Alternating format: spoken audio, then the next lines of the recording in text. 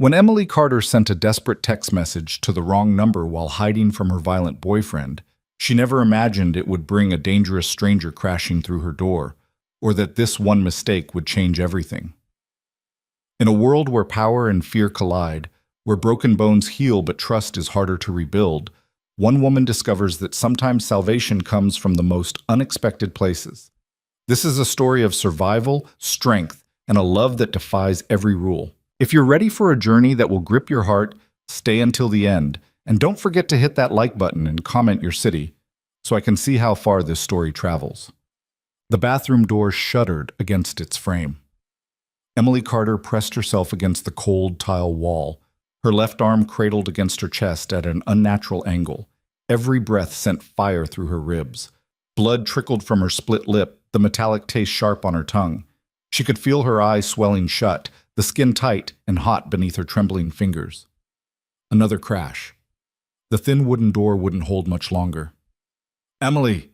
Travis's voice carried that particular edge she'd learned to recognize too late. The one that meant reasoning was over, that words had stopped mattering. "Open this goddamn door right now!" Her phone. Where was her phone? Her vision blurred with tears as she scanned the small bathroom. There, on the edge of the sink where she'd dropped it. Her right hand shook violently as she reached for it, nearly knocking it into the toilet. The screen was cracked from when Travis had thrown it across the living room earlier, but it still glowed to life at her touch. Mom. She needed to call Mom. The door frame splintered, wood cracked with a sound like breaking bones. Emily's fingers moved across the screen, barely able to see through her tears and her rapidly swelling eye. She found the message thread, or what she thought was the message thread, and typed with desperate, fumbling fingers. "Please help me. He's going to kill me."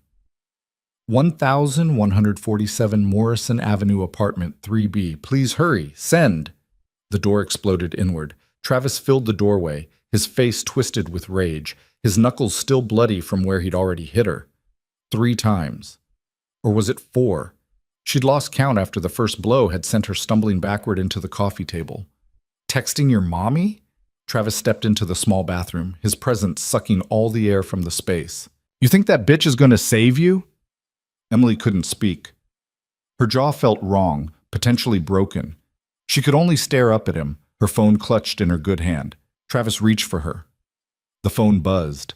It was such a small sound, barely audible over Travis's heavy breathing and her own thundering heartbeat, but it was enough to make Travis pause, his hand inches from her throat. Emily looked down at the screen. Unknown number. "Where are you?" Her blood turned to ice. That wasn't her mother's number.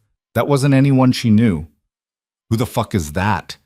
Travis snatched the phone from her hand before she could react. His eyes narrowed as he read the message. "Unknown number? You giving your number to random men now? You fucking whore!" The phone buzzed again in his hand. "Unknown number. Stay inside. I'm on my way." Travis stared at the message for a long moment. Then he laughed, a harsh, ugly sound that made Emily's skin crawl. "This is Rich. Some white knight thinks he's coming to rescue you?" He grabbed Emily by her broken arm. She screamed. "Let him come," Travis snarled, dragging her out of the bathroom. "Let him fucking come. I'll show him what happens to people who interfere in my business." Emily's vision whited out from the pain. She was barely conscious as Travis threw her onto the couch, her broken arm hitting the armrest. Somewhere far away, she heard herself whimpering. "Shut up," Travis ordered. He was pacing now, the phone still in his hand, his other hand flexing and clenching into a fist. "Just shut the fuck up, and let me think." Emily tried to curl into herself, tried to make herself as small as possible. She'd sent the message to the wrong number. A stranger was on their way. Someone who had no idea what they were walking into. Someone who would get hurt because of her mistake. "You know what?" Travis stopped pacing and looked down at her with cold eyes. "Maybe this is perfect. Maybe your little boyfriend can watch what happens when you disrespect me." He grabbed a baseball bat from beside the door. Emily's entire body went numb with terror. Time became strange after that. She couldn't tell if minutes passed or hours. Travis alternated between sitting in the armchair watching her, bat across his knees, and pacing the small living room like a caged animal. Emily tried to stay as still as possible, tried not to draw his attention, tried to think of any way out. There was no way out.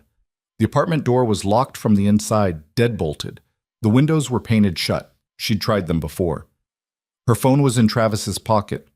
Her arm was broken. Her ribs were cracked. Her face was swelling. No one was coming to save her. The stranger with the unknown number didn't know what he was walking into. Travis would hurt him, or worse. Then Travis would finish what he'd started with her. The knock on the door, when it came, was gentle, almost polite. Travis's head snapped up. A slow, predatory smile spread across his face. "Well, well, your hero's here." Emily tried to speak, to warn whoever was on the other side, but only a broken croak emerged from her damaged throat. Travis walked to the door, bat in hand. He looked through the peephole and laughed. "Just one guy. Perfect." He unlocked the deadbolt.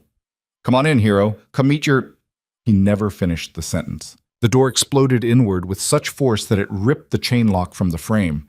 Travis stumbled backward, barely keeping his feet. The bat fell from his hands. The man who stepped through the doorway was unlike anyone Emily had ever seen. Tall, well over 6 feet, with broad shoulders filling out an expensive black suit. Dark hair swept back from a face carved from sharp angles and harder planes. But it was his eyes that made Emily's breath catch. Cold, gray, utterly without mercy. He looked at Travis the way someone might look at an insect. "You must be Travis Cole." His voice was deep, carrying the faint trace of an accent Emily couldn't place. Russian, maybe? Or Eastern European? Travis had recovered his bravado. He snatched up the bat and swung it with all his strength. The stranger caught it one-handed, mid-swing, as casually as someone might catch a ball. Travis's eyes went wide. "Bad choice," the stranger said quietly. What happened next took perhaps 10 seconds. Emily would replay it in her mind countless times afterward, and she still wouldn't be able to say exactly what she saw. The stranger moved with a speed and precision that seemed almost choreographed. One moment Travis was standing, bat in hand, rage on his face. The next, he was on the floor, his arm twisted behind his back at an angle that made Emily wince despite everything he'd done to her. 2 more men entered the apartment. One was built like a tank, with a shaved head and hands the size of dinner plates. The other was leaner, quieter, with observant eyes that cataloged everything in the room. "Mikhail, secure him," the stranger ordered without looking away from Emily. "Victor, check the rest of the apartment." "Boss," the tank-like man, Mikhail, acknowledged. He hauled Travis up like he weighed nothing and zip-tied his wrists behind his back with practiced efficiency. The stranger, the boss, crossed the room to where Emily lay on the couch. As he drew closer, she could see details she'd missed before. The suit was custom-tailored, probably worth more than her yearly salary. His shoes were polished to a mirror shine. A watch that could fund a small country glinted on his wrist. Everything about him screamed power and wealth. He knelt beside the couch, bringing himself to her eye level. Up close, Emily could see that his eyes weren't entirely cold. There was something else there, concern maybe, or calculation. "Emily Carter?" His voice had gentled slightly. She managed a small nod. "My name is Nikolai Volkov. You texted me by mistake." He pulled her phone from Travis's pocket and showed her the screen. "But I'm very glad you did." Emily's voice cracked. "I meant to text my mom." "I know." Nikolai's gaze traveled over her injuries with a professional detachment that somehow made her feel safer. He wasn't looking at her with pity. He was assessing. "Your arm is broken. Possible concussion. Cracked ribs. Internal bleeding is unlikely but possible. We need to get you medical attention immediately." "Hospital," Emily whispered. "I need—" "No hospital."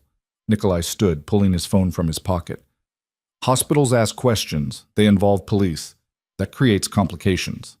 He began typing rapidly. "I have a doctor who will ask no questions and provide better care than any emergency room. But do you trust the police to protect you from him?" Nikolai gestured toward Travis, who Mikhail had zip-tied to a chair. "Do you trust the system that likely let him go after previous complaints?" Emily's silence was answer enough. She'd called the police twice before. Both times Travis had charmed his way out of it. Both times he'd made her pay for it later. "Dimitri's on his way," Nikolai said, pocketing his phone. "Best trauma surgeon in the city. He'll meet us at a secure location." He looked at Victor, who had returned from checking the apartment. What did you find? One bedroom, one bath. Kitchen is a mess. Signs of a struggle in the living room and bathroom. Victor's gaze settled on Emily with something that might have been sympathy. Found her purse in the bedroom, ID, some cash, no credit cards. He took them, Emily said dully. 3 months ago. He said I didn't need to go anywhere without him. Nikolai's jaw tightened almost imperceptibly. Mikhail, take out the trash. With pleasure, boss. Mikhail grabbed Travis by the collar. Travis, who had been silent since being subdued, finally found his voice. You can't just... This is kidnapping. I'll press charges. You'll what? Nikolai turned to look at him fully for the first time. The temperature in the room seemed to drop 10 degrees. You'll call the police and explain how you nearly beat a woman to death in your apartment? You'll show them your bloodied knuckles. You'll invite them to document her injuries? Travis's mouth opened and closed soundlessly. I didn't think so. Nikolai's voice was soft, deadly. Mikhail is going to take you somewhere to have a conversation about how you treat women. It will not be a pleasant conversation. After that conversation, you will leave this city and never return. You will never contact Emily Carter again. You will never speak her name again. You will erase her from your memory. Do you understand? You can't. Do you understand? Nikolai's voice didn't rise, but the threat in it was unmistakable. Travis nodded frantically. Good. Mikhail? Come on, you piece of shit. Mikhail hauled Travis toward the door. We got a lot to discuss. Travis's protests faded as the door closed behind them. Suddenly, the apartment was quiet, except for Emily's labored breathing and the distant sound of traffic outside. Nikolai returned his attention to Emily. Can you walk? I don't know. The adrenaline that had kept her functioning was beginning to fade. Everything hurt. Everything. May I? Nikolai gestured toward her. Emily nodded. He slipped one arm under her knees, the other behind her shoulders, and lifted her with a gentleness that seemed at odds with the violence she'd just witnessed. Emily bit back a cry as the movement jostled her broken arm. I'm sorry, Nikolai said quietly. I'll try to minimize the pain. Victor held the door open as Nikolai carried Emily out of the apartment and down the stairs. A black SUV idled at the curb, windows tinted so dark they looked like sheets of obsidian. Victor opened the rear door, and Nikolai slid into the back seat with Emily still in his arms. Careful of her arm, he told Victor, who climbed into the driver's seat. As the SUV pulled away from the curb, Emily looked back at the apartment building one last time. She'd lived there for 8 months. 8 months of walking on eggshells, of making herself smaller, of believing Travis when he said he loved her, when he said he'd change, when he said it was her fault he got angry. She'd never have to see it again. Where are we going? She asked Nikolai. Somewhere safe. Somewhere he can never find you. Nikolai adjusted his hold on her slightly, taking pressure off her ribs. Dmitri will meet us there. He'll set your arm, check your injuries, make sure there's no internal damage. I can't afford... You won't be asked to. Emily looked up at him. He was staring straight ahead, his profile sharp against the passing streetlights. Why are you helping me? You don't even know me. For a long moment, Nikolai didn't answer. Then quietly, You asked for help. I answered. It's that simple. But Emily had the distinct feeling it was anything but simple. The SUV wound through streets she didn't recognize, heading toward a part of the city she'd never been to. The buildings grew taller, more modern. Old warehouses gave way to gleaming high-rises. Money lived here. Power lived here. They pulled into an underground parking garage. Victor flashed a card at the gate, and it rose smoothly. Down, down, down they went, past level after level of luxury cars that cost more than Emily's entire life savings. Finally, Victor parked in a spot marked private. Another man in a dark suit appeared as if from nowhere and opened Nikolai's door. Everything is ready, sir, the man said in the same faintly accented English. Good. Dmitri? Arrived 10 minutes ago, waiting upstairs. Nikolai carried Emily to a private elevator. Victor inserted a key and pressed the button for the top floor. The elevator was larger than Emily's bathroom had been. Mahogany panels, soft lighting, a faint scent of expensive cologne. It rose so smoothly, she barely felt the movement. When the doors opened, they revealed a penthouse apartment that took Emily's breath away. Floor-to-ceiling windows offered a panoramic view of the city. Hardwood floors gleamed under recessed lighting. Modern furniture in blacks and grays and whites created a space that looked like it had been ripped from an architecture magazine. Enormous abstract paintings hung on the walls. Everything was immaculate, perfect, intimidating. "This way," Nikolai said, carrying her down a hallway. He brought her to a bedroom that was larger than Travis's entire apartment. A four-poster bed dominated the space. More windows, more perfect furniture, and standing next to the bed, a silver-haired man in his 60s with kind eyes and a doctor's bag. "Dmitri," Nikolai greeted him. "Thank you for coming." Of course, Dmitri's English carried a heavier accent than Nikolai's. "This is the patient?" "Emily Carter. Broken arm, possible concussion, suspected cracked ribs. She needs a full examination." "I'll need to set her down," Dmitri said. Nikolai lowered Emily onto the bed with the same careful gentleness. The sheets were soft against her skin, probably thread counts she couldn't even imagine. "I'll be right outside," Nikolai told her. "Dmitri is the best. You're safe now." Then he was gone, the door clicking shut behind him. Dmitri pulled up a chair beside the bed. "Now then, Emily, let's see what we're working with, yes? This will hurt, but I'll be as gentle as possible." The examination was thorough and professional. Dmitri asked questions as he worked. Where did it hurt? Could she breathe deeply? Did she feel dizzy or nauseous? His hands were steady and sure as he examined her arm, her ribs, her face. "The arm is definitely broken," he confirmed. "Clean break, fortunately. I'll set it and cast it now. The ribs are cracked but not broken. Your face will heal, though there will be considerable bruising for several weeks. No signs of internal bleeding, which is very good news." "How long?" Emily's voice cracked. "How long until I can go home?" Dmitri paused in his examination. His eyes, behind wire-rimmed glasses, were infinitely kind. "My dear, where exactly do you think home is right now?" Emily didn't have an answer. "Rest," Dmitri said gently. "Let me set this arm, then you sleep. Tomorrow, things will be clearer." Setting the bone was agony. Emily bit down on a leather strap Dmitri provided and tried not to scream. Tears streamed down her face. At one point, she was certain she would pass out, but Dmitri worked quickly and efficiently. Within 20 minutes, her arm was set and wrapped in a cast. He'd also cleaned and bandaged her other cuts and scrapes, checked her pupils for signs of concussion, and given her something for the pain. "Sleep now," Dmitri said, packing up his bag. "I'll check on you tomorrow." "Wait," Emily managed to say before he left. What about Travis?" Dmitri's expression didn't change. "I wouldn't worry about Mr. Cole. Nikolai's people are very good at making problems disappear." That should have terrified her. Instead, Emily felt only relief. After Dmitri left, she lay in the enormous bed and stared at the ceiling. Her mind was a chaos of thoughts and emotions.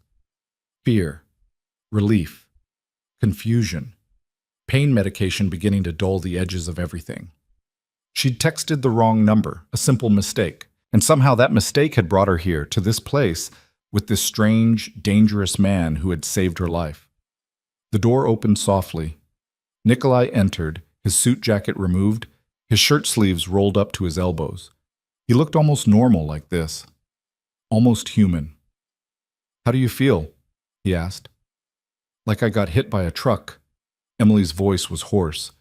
"Dmitri says you'll heal completely. It will take time, but you'll be fine." "Thank you." The words felt inadequate. "I don't know how to. I can never repay." "You sent a message asking for help," Nikolai interrupted. "I answered, that's all." "But why? You don't know me. I'm nobody." Nikolai was silent for a long moment. He walked to the window and looked out at the city lights. 5 years ago, I got a call from a number I didn't recognize. A woman's voice. She said, "Help me." Just those 2 words. By the time I traced the call, she was already dead. Emily's breath caught. "I was too late that time," Nikolai continued, still looking out the window. "I've never forgotten that. So when your message came through tonight, when I saw the fear in your words, I decided I wouldn't be too late again." "I'm sorry," Emily whispered. "About that woman." "So am I." Nikolai turned to face her. You'll stay here while you heal. This apartment has several guest rooms. You're welcome to use this one. Victor will be nearby if you need anything. I'll have clothes brought for you tomorrow. If you need anything else, just ask. I can't stay here, Emily protested weakly. I have a job. Do you have a job? Nikolai asked quietly. Or did Travis force you to quit? Emily's silence was answer enough. Travis had made her quit her job as a waitress 2 months ago, said she was flirting with customers, said she needed to stay home where she belonged. Rest, Nikolai said. We'll discuss details tomorrow. For tonight, just rest. He moved toward the door. Nikolai? Emily called. He paused, looking back at her. Who are you? Really? A faint smile touched his lips. It didn't reach his eyes. Someone who answers messages from wrong numbers. Sleep well, Emily Carter. Then he was gone. Emily lay in the darkness of the unfamiliar room, listening to the unfamiliar sounds of a building she didn't know, in a bed that cost more than she'd ever owned, in the care of a man who was clearly dangerous and powerful and completely beyond her understanding. She should be terrified.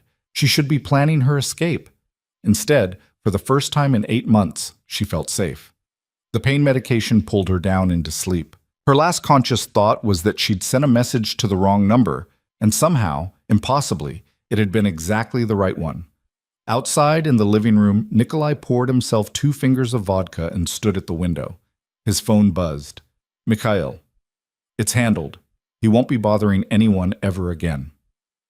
Nikolai didn't reply. He simply deleted the message and took a drink. In his world, problems were solved with violence and finality. In his world, mercy was weakness and compassion was a liability. He'd built an empire on ruthlessness and fear.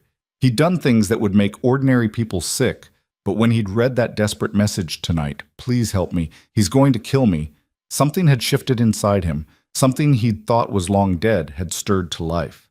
He pulled up the message thread on his phone and read it again. Please help me, he's going to kill me. 1147 Morrison Avenue, apartment 3B, please hurry. 3 simple messages to the wrong number. 3 messages that had brought Emily Carter into his life. Nikolai wasn't a man who believed in fate or destiny. He believed in power and choice and consequence. But standing here now, knowing there was a broken woman healing in his guest room, knowing he'd saved her life, knowing that Travis Cole would never hurt anyone again, maybe, just maybe, some mistakes were meant to be made. He finished his vodka and set the glass aside. Tomorrow would bring questions. Tomorrow Emily would want answers about who he was, what he did, why he lived in a penthouse that cost more than most people made in a lifetime. Tomorrow, he would have to decide how much truth she could handle. But tonight, she was safe. Tonight, she could sleep without fear. And for Nikolai Volkov, a man whose hands were stained with more blood than he could ever wash away, that was enough. In the guest room, Emily slept deeply, dreamlessly, her broken arm cradled against her chest. The city lights painted patterns on the walls. The silence was profound. And somewhere in the darkness, Travis Cole learned exactly what happened to men who raised their hands to women in Nikolai Volkov's city. It was a lesson he would remember for the rest of his very short life. Morning came with golden light streaming through windows Emily didn't recognize. For one confused, peaceful moment, she forgot where she was. Then the pain reminded her, a dull, throbbing ache in her arm, her ribs, her face. Yesterday came flooding back in fragments. The bathroom, Travis's fists, the wrong number, Nikolai's cold gray eyes. She sat up slowly, her body protesting every movement. The bedroom looked different in daylight, less intimidating, more beautiful. Someone had left clothes folded on a chair by the window. Designer labels she recognized from store windows she'd never dared enter. A note rested on top of the pile. These should fit. Bathroom is through the door on your left. Take your time. N. Emily picked up the note, studying the handwriting. Bold, precise strokes. The kind of penmanship that suggested expensive private schools and old money. She ran her thumb over the single initial. N. Nikolai Volkov, the man who'd saved her life, and then disappeared into his own apartment like a ghost. The bathroom was larger than her entire bedroom at Travis's place. Marble floors, a shower with 6 different heads, a bathtub that could fit 3 people. Emily caught sight of herself in the mirror and stopped cold. She barely recognized the face staring back at her. Her left eye was swollen nearly shut, surrounded by purple and black bruising that spread across her cheekbone. Her lip was split and crusted with dried blood. More bruises bloomed along her jaw, her neck. The cast on her arm seemed to glow white against her battered skin. This was what Travis had done to her. This was the price of loving the wrong man. Emily turned away from the mirror and focused on the practical. She needed to shower, to wash away the blood and fear and memory of last night. But the cast made everything complicated. In the end, she managed an awkward one-armed shower, keeping the cast wrapped in plastic bags she found under the sink. The hot water felt like absolution. She stood under the spray until it ran cold, washing her hair with shampoo that smelled like vanilla and something else she couldn't name. Expensive. Everything here was expensive. Getting dressed proved even more challenging. The clothes Nikolai had left were beautiful. Soft cashmere sweater, dark jeans that fit perfectly, undergarments that still had tags attached. But buttoning jeans one-handed was nearly impossible. Emily was struggling with the zipper when someone knocked softly on the bedroom door. "Miss Carter?" A woman's voice, lightly accented. "May I come in?" Yes?"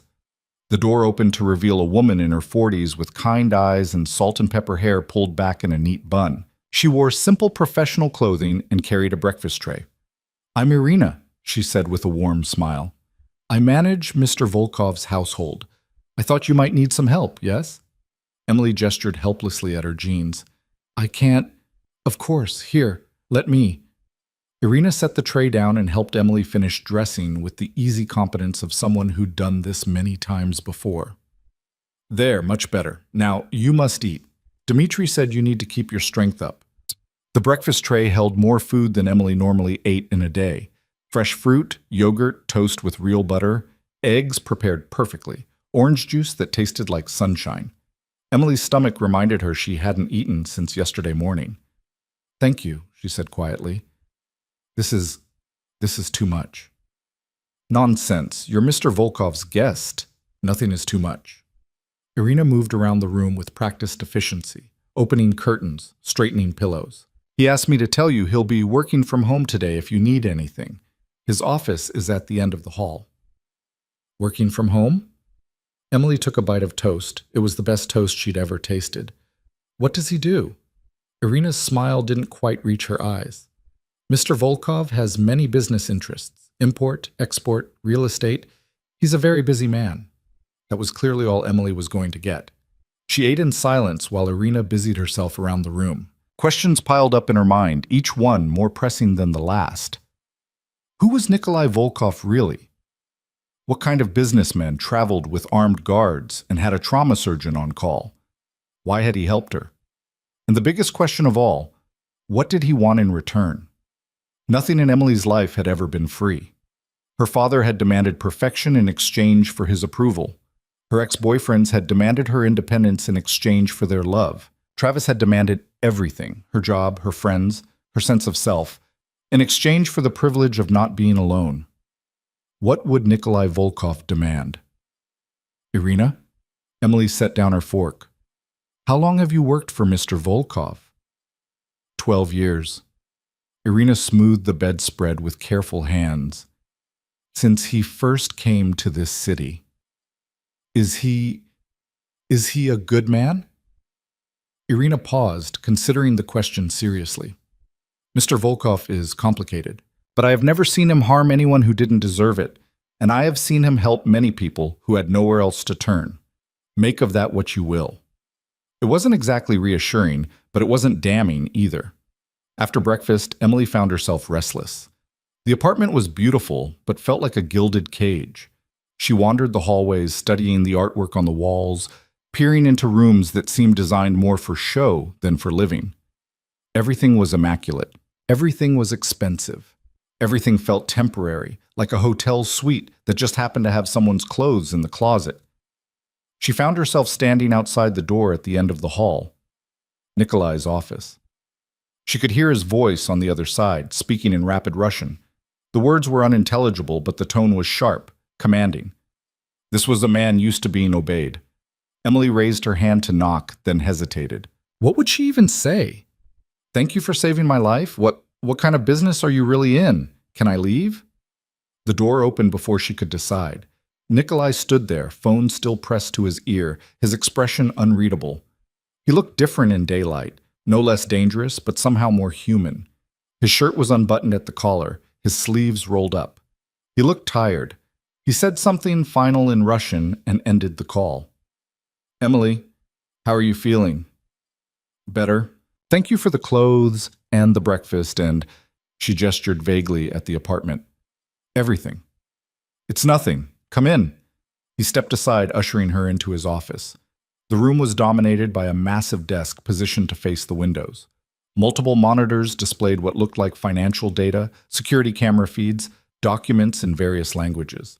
Bookshelves lined one wall, filled with volumes in Russian, English, and languages Emily didn't recognize. This was clearly where Nikolai actually spent his time. The rest of the apartment was just window dressing. Sit, Nikolai said, gesturing to a leather chair across from his desk. We should talk. Emily sat carefully, cradling her broken arm. About what? About what happens next. Nikolai leaned against his desk, arms crossed. You can't go back to that apartment. Travis Cole is no longer a threat, but the lease is in his name. Your belongings are there, but I wouldn't recommend retrieving them personally. Travis is no longer a threat. Emily repeated the phrase slowly. What does that mean? It means exactly what I said. He will never bother you again. The finality in his voice sent a chill down Emily's spine. Did you kill him? No. Nikolai's expression didn't change. But I made it very clear what would happen if he ever showed his face in this city again. Mikhail can be very persuasive when he needs to be. Emily should have been horrified. She should have demanded details, should have threatened to go to the police. Instead, she felt only relief. Travis was gone. She was safe. You're taking this well, Nikolai observed. Should I pretend to be upset? He broke my arm. He would have killed me if you hadn't shown up. Emily met his gaze steadily despite her swollen eye. I'm not going to cry for a man like that. Something flickered in Nikolai's eyes. Respect, maybe. Or recognition. Good. Then we can discuss practical matters. You'll need somewhere to live, somewhere safe.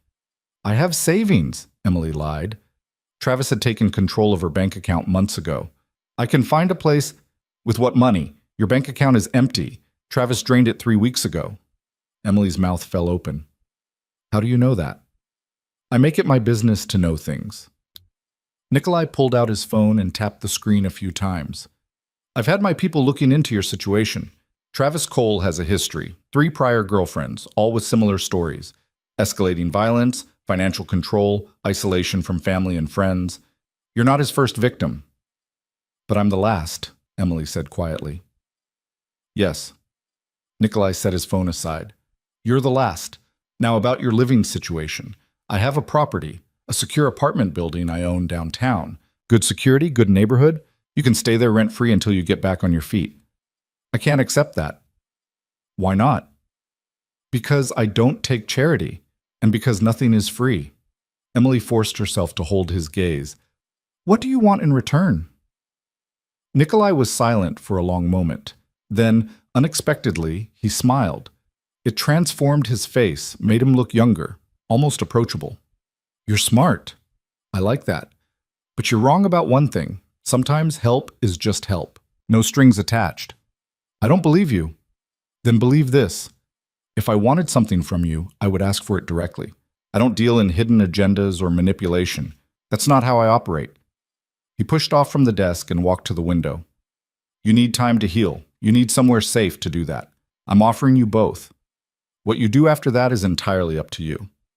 Emily studied his profile against the cityscape. He was lying, not about the apartment or the help, but about the no-strings-attached part. Men like Nikolai Volkov didn't help strangers out of the goodness of their hearts. There was always an angle, always a reason, but right now she didn't have many options. Her bank account was empty. Her apartment was Travis's. Her mother lived 3 states away on a fixed income that barely covered her own expenses. Emily's friends, the few Travis hadn't driven away, didn't have the resources to help her. Nikolai's offer was the only lifeline she had. Okay, she said finally. I'll take the apartment, thank you. Good. Irina will arrange everything. You can move in tomorrow if you'd like, or you can stay here a few more days, whatever you prefer. Tomorrow. Emily stood, ignoring the protest from her ribs. I've imposed on your hospitality enough. It's not an imposition. Nikolai turned from the window. Emily, I want you to understand something. What happened to you, what Travis did, that wasn't your fault. You didn't deserve it. No one deserves that. The unexpected kindness in his voice nearly broke her. Emily blinked hard against sudden tears. I keep thinking I should have left sooner. There were signs, red flags. I ignored them all. Hindsight is cruel. We all make choices we regret. Nikolai crossed the room and stood before her. Up close, she could see faint scars on his knuckles, a thin white line along his jaw. This was a man intimately familiar with violence. But you're here now. You're alive. That's what matters. Is it? Emily whispered. Some days I'm not sure being alive is enough. It is. Trust me. Something dark flickered in his eyes. I've seen what happens when people give up. You're stronger than that. Before Emily could respond, his phone buzzed. Nikolai glanced at the screen and frowned. I need to take this. Irina will help you with anything you need. He was already answering the call in Russian as Emily let herself out of the office. She stood in the hallway for a moment, her head spinning with everything that had happened in the last 12 hours. Yesterday, she'd been trapped in a nightmare with no way out. Today, she was standing in a penthouse apartment, being offered a new life by a dangerous stranger. The universe had a twisted sense of humor. Emily spent the rest of the day in her room, alternating between sleep and staring out the window at a city that suddenly seemed full of possibilities. Irina brought lunch, then dinner. Both were delicious. Both were eaten in silence. Night fell. The city lights below transformed into rivers of gold and white. Emily's phone, the one Travis had thrown, sat on the nightstand, its cracked screen dark.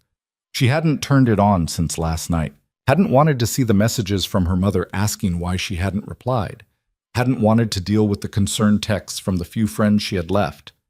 But she couldn't hide forever. Emily powered on the phone. It took a moment to boot up, the cracked screen making everything slightly distorted. Messages flooded in, her mother frantic with worry, her friend Sarah asking if she was okay. Unknown numbers that were probably debt collectors looking for Travis. And then at the bottom of the list, a message from an unknown number. The same unknown number she'd texted by accident. Nikolai, if you need anything tonight, I'm in my office. Don't hesitate to ask. Emily stared at the message for a long time. Then slowly, she typed a response. Emily, why are you really helping me? The reply came immediately. Nikolai, because 5 years ago, I didn't, and someone died because of it. Emily, that wasn't your fault. Nikolai, wasn't it? She called for help and I was too late. I've had to live with that ever since. When your message came through last night, I saw a chance to be better than I was 5 years ago. To save someone instead of finding their body. That's why I'm helping you. Emily's hands trembled as she read the words. There was a rawness to them, an honesty that felt like a confession. Emily, thank you for saving me, for giving me a second chance. Nikolai, everyone deserves a second chance, even people like me. Sleep well, Emily. She set the phone down and lay back against the pillows. Outside, the city hummed with life. Somewhere out there, Travis was nursing his wounds and learning what it meant to cross Nikolai Volkov. Somewhere out there, people were living their normal lives, unaware that Emily Carter's entire world had shifted on its axis. But here, in this borrowed room, in this borrowed life, Emily felt something she hadn't felt in months. Hope. The next morning dawned clear and cold. Irina helped Emily pack the few belongings Nikolai had provided, then led her down to the parking garage where Victor waited with the black SUV. Mr. Volkov asked me to give you this, Victor said, handing Emily a new phone. Your old one is barely functional. This one has my number, Irina's number, and Mr. Volkov's number already programmed in. If you need anything, call. Emily took the phone, stunned. I can't. It's a company phone, Victor interrupted smoothly. We have dozens of them. Consider it a loaner. The drive to her new apartment took 20 minutes through morning traffic. Victor pulled up in front of a modern building in a neighborhood Emily had never been able to afford. Clean streets, coffee shops with outdoor seating, people in business suits carrying briefcases and expensive coffee. Third floor, apartment 3C, Victor said, handing her a set of keys. Building has security cameras, controlled access, and a doorman who knows your face. You're safe here. Thank you. Emily pocketed the keys. Tell Nikolai I said thank you. Tell him yourself. He wants you to text him when you're settled. Victor drove away, leaving Emily standing on the sidewalk with a small bag of borrowed clothes and a head full of questions. She made her way inside, past a doorman who nodded politely, and took the elevator to the third floor. Apartment 3C was small compared to Nikolai's penthouse, but it was still nicer than anywhere Emily had ever lived. Hardwood floors, modern appliances, furniture that looked new, a bedroom with an actual closet, a bathroom with a tub and a shower, windows that overlooked the street below. It was perfect. Emily stood in the middle of the living room and let herself feel it, the enormity of what had happened, the weight of this new beginning. 2 days ago, she'd been trapped with a man who was slowly killing her. Now she stood in a beautiful apartment, safe and free, because she'd sent a text message to the wrong number. Her new phone buzzed. Nikolai, Victor says you arrived safely. Do you have everything you need? Emily looked around the apartment, taking inventory. Food in the refrigerator, towels in the bathroom, sheets on the bed. Emily, yes, this is too much. I don't know how to thank you. Nikolai, you don't need to thank me. Just focus on healing. Emily, what about work? I need to find a job. Nikolai, there's time for that. Rest first. Emily, I can't just sit around doing nothing. I'll go crazy. There was a longer pause before his next message. Nikolai, I might have something. If you're interested, we can discuss it when you're ready. Emily stared at the message. Of course he had something. Men like Nikolai Volkov always had an angle, always had a plan. But maybe that was okay. Maybe Emily was tired of making all the wrong choices on her own. Maybe it was time to trust someone who'd already proven he would keep her safe. Emily, I'm interested. Nikolai, good. I'll be in touch. The days that followed fell into an unexpected rhythm. Emily healed slowly, her bruises fading from purple to yellow-green, her ribs aching less with each breath. Dmitri came by twice to check on her progress, always professional, always kind. Irina appeared regularly with groceries and home-cooked meals, refusing to take payment despite Emily's protests. And Nikolai texted her every evening. It started with simple check-ins. How are you feeling? Do you need anything? But gradually evolved into actual conversations. He asked about her day, her favorite books, what she wanted to do with her life. She asked about his work, his past, how he'd ended up in this city. His answers were always careful, always measured. He revealed just enough to seem honest without giving away anything truly important. Emily recognized the technique. She'd used it herself when talking to Travis's friends, parsing out information in carefully controlled doses. But sometimes, late at night, Nikolai would let his guard slip. He told her about growing up in Moscow, about coming to America with nothing but a suitcase and a dangerous skill set. He told her about the woman who'd called him 5 years ago, the one he'd been too late to save. Her name had been Alina. She'd been 23 years old. Emily told him about her childhood in a small town where everyone knew everyone's business, about her father who died when she was 15, leaving her mother to work 3 jobs to keep their house, about the scholarship that had brought her to the city and the dreams she'd had before Travis had systematically destroyed them all. They were 2 broken people, texting in the dark, sharing pieces of themselves they'd never shared with anyone else. It should have felt strange. It should have felt dangerous. Instead, it felt like coming home. 3 weeks after moving into the apartment, Emily got a text from Nikolai that made her heart race. Nikolai, I have a proposal for you. Can you meet me tomorrow afternoon? 2 p.m., the address below. He sent a location, a community center in a neighborhood Emily didn't recognize. Emily, what kind of proposal? Nikolai, the kind that involves helping people, if you're interested. Emily arrived 15 minutes early, her arm still in its cast, but healing well. The community center was a low, sprawling building that had seen better days. Paint peeled from the walls. The parking lot was cracked and weedy, but inside Emily could hear children laughing. Nikolai was waiting in the lobby. He wore jeans and a simple sweater, looking more approachable than Emily had ever seen him. When he smiled at her, it reached his eyes. "Thank you for coming," he said. "Let me show you around." He led her through the building, explaining as they walked. The center served underprivileged children in the neighborhood, after-school programs, tutoring, meals for kids who might not eat otherwise. It was chronically underfunded and understaffed, surviving on grants and donations that never quite covered expenses. "I've been funding it quietly for 2 years," Nikolai explained as they watched children play basketball in a gymnasium that desperately needed new floors. "But money isn't the only thing they need. They need someone who cares, someone who understands what it's like to feel invisible." Emily turned to look at him. "Why are you telling me this?" "Because I think you'd be perfect for the job."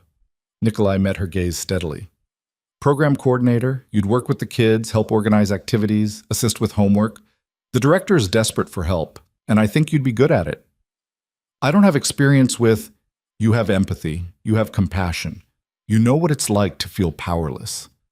Nikolai's voice was quiet but intense. "That's worth more than any degree."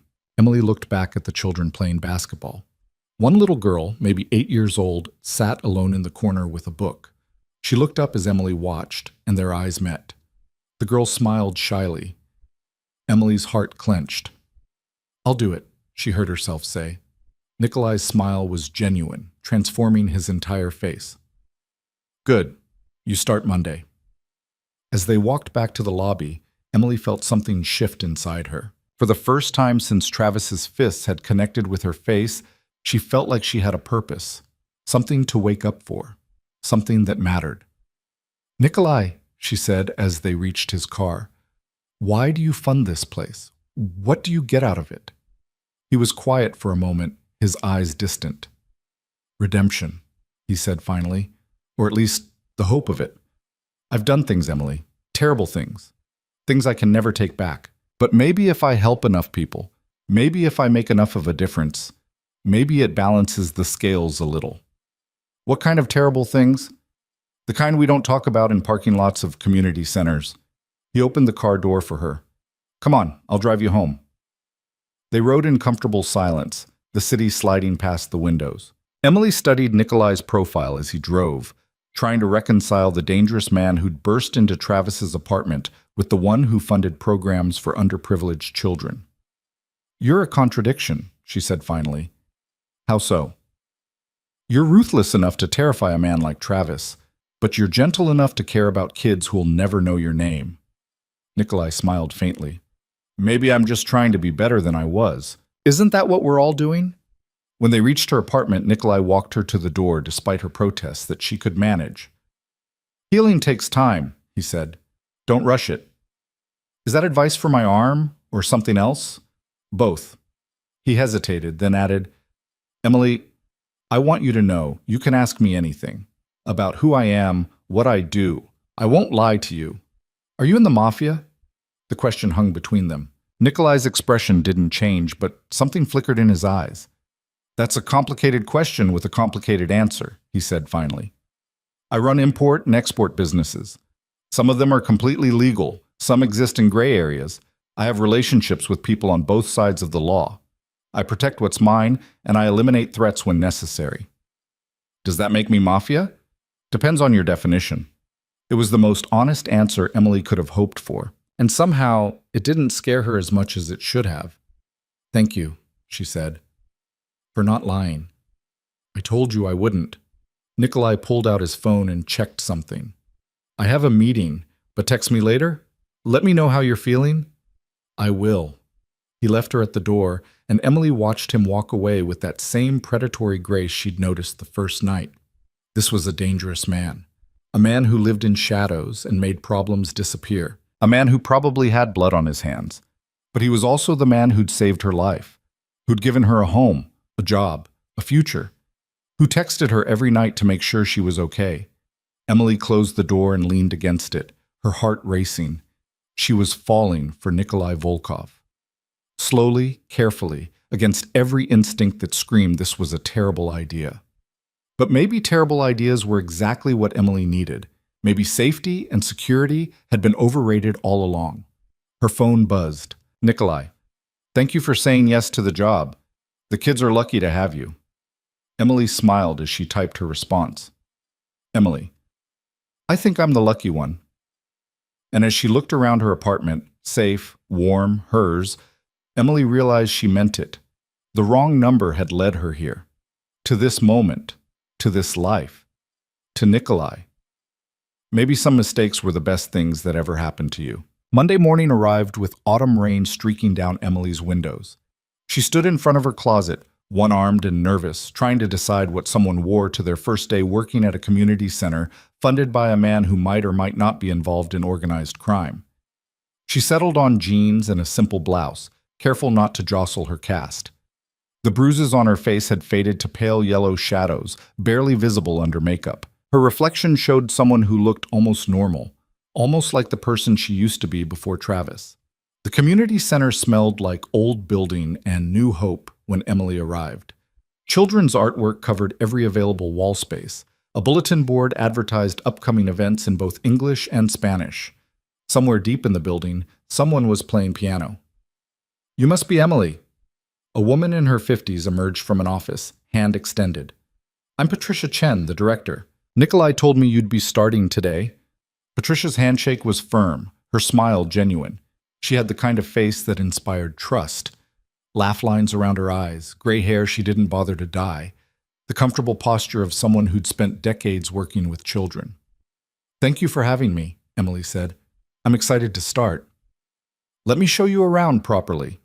Patricia led her through the building, introducing staff members whose names Emily tried desperately to remember. There was Marcus, the sports coordinator, built like a linebacker with a gentle voice. Sophia, who ran the tutoring program, barely out of college herself. Tom, the janitor who'd worked here for 30 years and knew every child's name. They ended in a large room filled with beanbag chairs, bookshelves, and art supplies. This is where you'll spend most of your time, Patricia explained. After school program, 3 to 6 p.m., Monday through Friday. We get about 40 kids on average. Your job is to keep them safe, engaged, and learning. Think you can handle it? Emily looked at the colorful chaos of the room and felt something warm unfold in her chest. Yes. The children arrived like a thunderstorm at 3 o'clock, backpacks flying, voices raised in excited conversation, energy that seemed boundless. They ranged from 6 to 12 years old, a beautiful mix of races and backgrounds united by the simple fact of needing somewhere safe to go after school. Emily recognized the little girl from her first visit, the one who'd been reading alone in the gym. She slipped into the room quietly, heading straight for the book corner. That's Maya, Sophia whispered to Emily.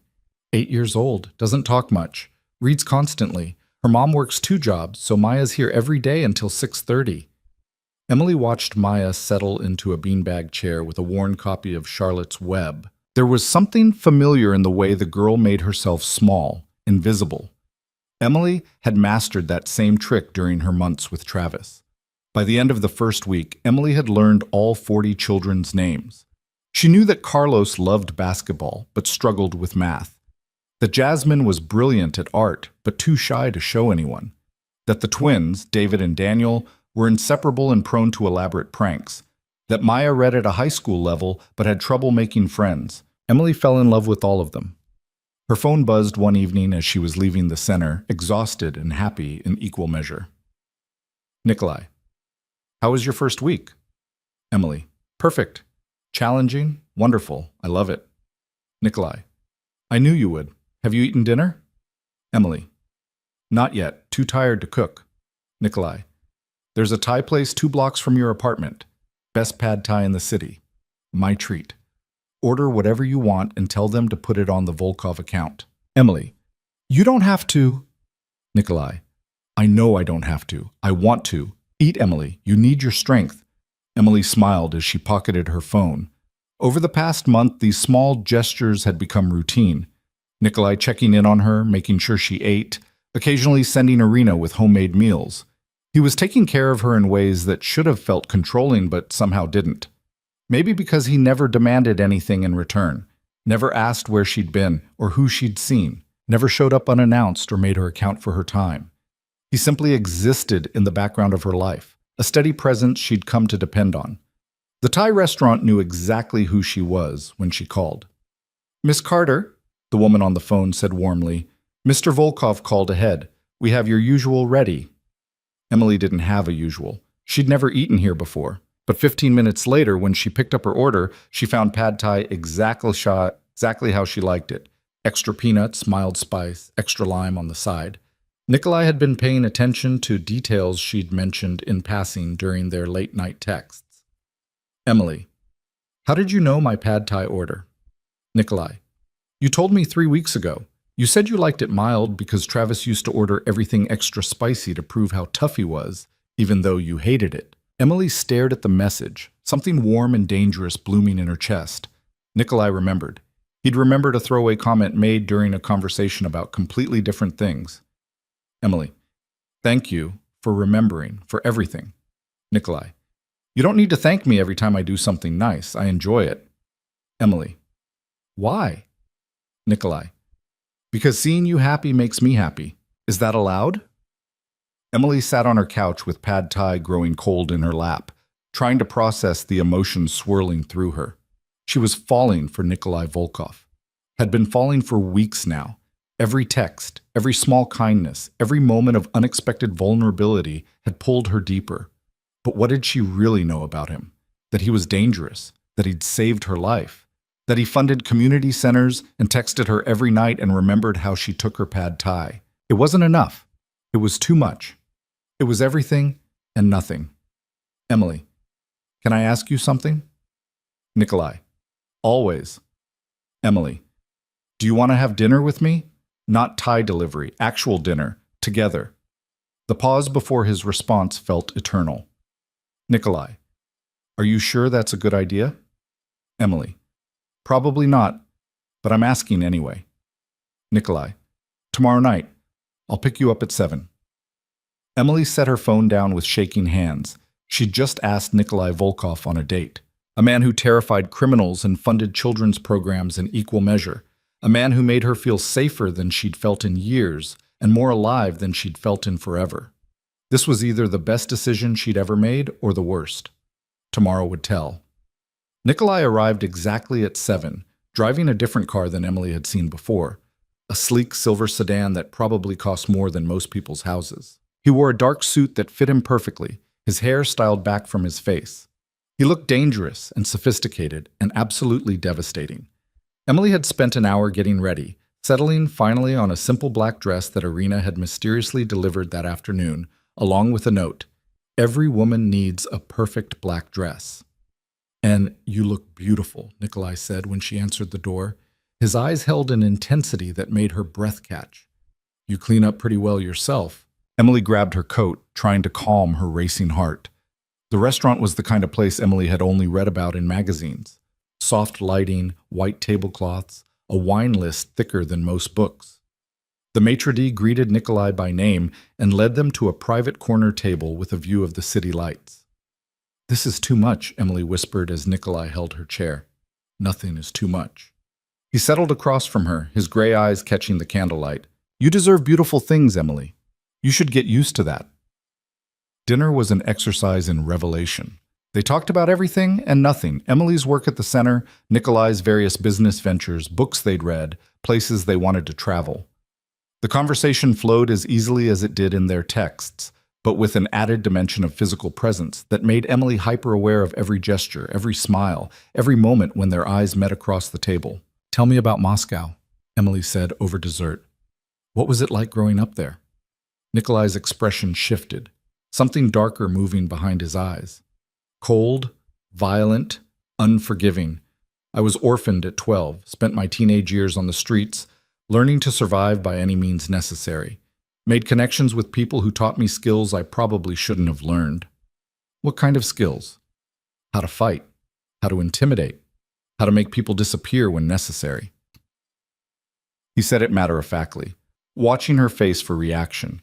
"I came to America at 23 with nothing but those skills and a willingness to use them. Built everything I have now from that foundation." Emily should have been horrified. She should have made an excuse and left. Instead, she reached across the table and placed her hand over his. "We all do what we have to do to survive," she said quietly. I stayed with a man who was killing me because I was too afraid to be alone. You did what you had to do in Moscow. Neither of us should be ashamed of our survival. Nikolai looked down at her hand on his, then back up to her face. You're not afraid of me. Should I be? Most people are.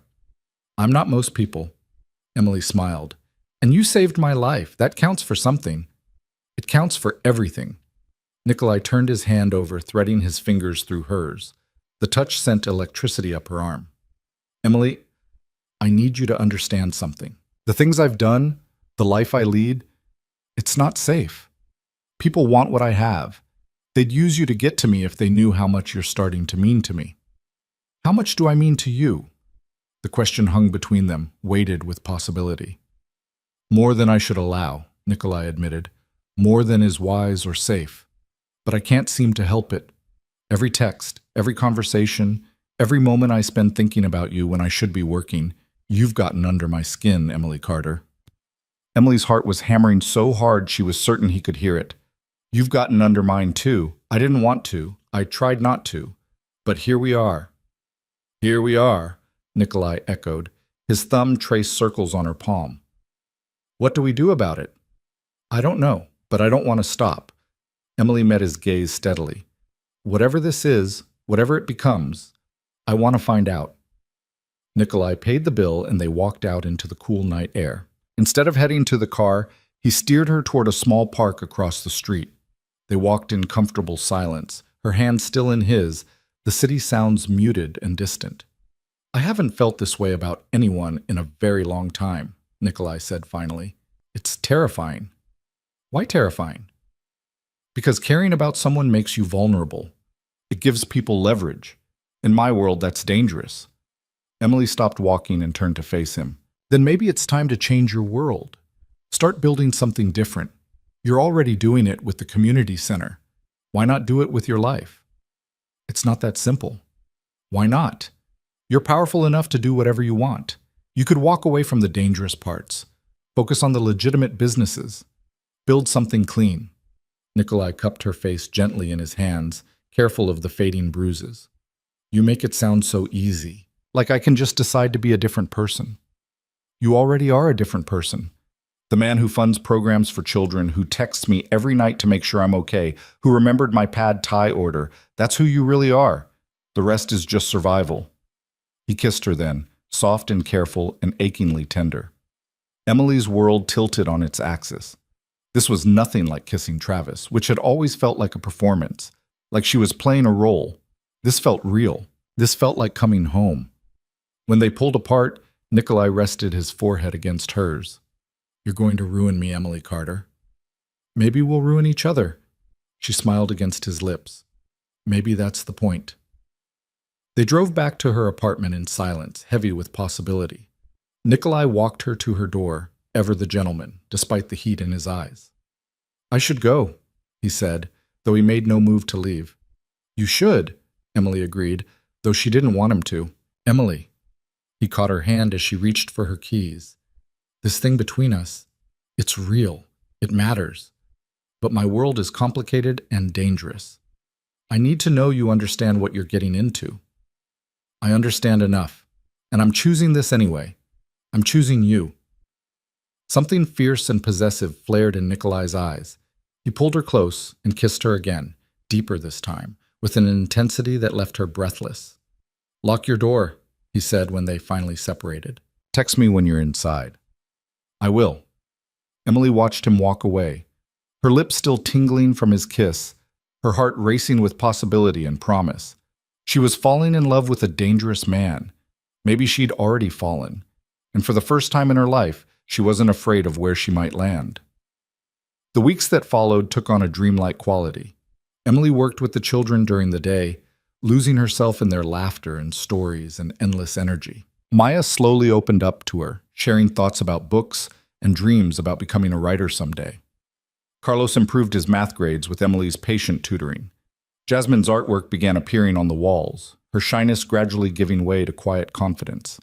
And every evening, Nikolai was there. Not always physically, his work often took him away for days at a time, but always in spirit. Texts throughout the day, phone calls late at night, Occasional surprise visits that made Emily's heart leap into her throat. They fell into a rhythm that felt both new and ancient. Dinner dates at restaurants Emily had never dreamed of entering. Long walks through the city, talking about everything and nothing. Quiet evenings in her apartment, Nikolai's presence filling the space in ways that felt permanent and right. He never pushed for more than she was willing to give. Never demanded access to parts of herself she wasn't ready to share. He simply existed alongside her, patient and steady and absolutely certain in his affection. Emily's life transformed in ways both large and small. She laughed more, smiled constantly, started thinking about a future that extended beyond simple survival. She enrolled in online classes to finish the college degree she'd abandoned when she met Travis. Started writing again, filling notebooks with observations and stories and fragments of poems. She was becoming herself again, or maybe for the first time. 3 months after that first dinner, Nikolai took her to the penthouse she'd stayed in after her rescue. Irina had prepared a meal that could have fed an army, her way of showing approval, Nikolai explained. They ate on the balcony, overlooking a city that sparkled like a constellation fallen to earth. "I have something for you," Nikolai said as they finished dessert. He pulled a small box from his pocket. Emily's heart stopped. "Nikolai, it's not what you think." He smiled, reading her panic. "Open it." Inside was a key on a simple silver chain. "It's a key to this apartment," Nikolai explained. "You're here so often anyway, and I want you to feel like you belong. This is your space as much as mine. Come whenever you want. Stay as long as you want. Make it yours." Emily stared at the key, emotions warring in her chest. This was huge. This was commitment and trust and a future taking shape. "Are you sure?" "I've never been more sure of anything." Nikolai took the key and fastened the chain around her neck.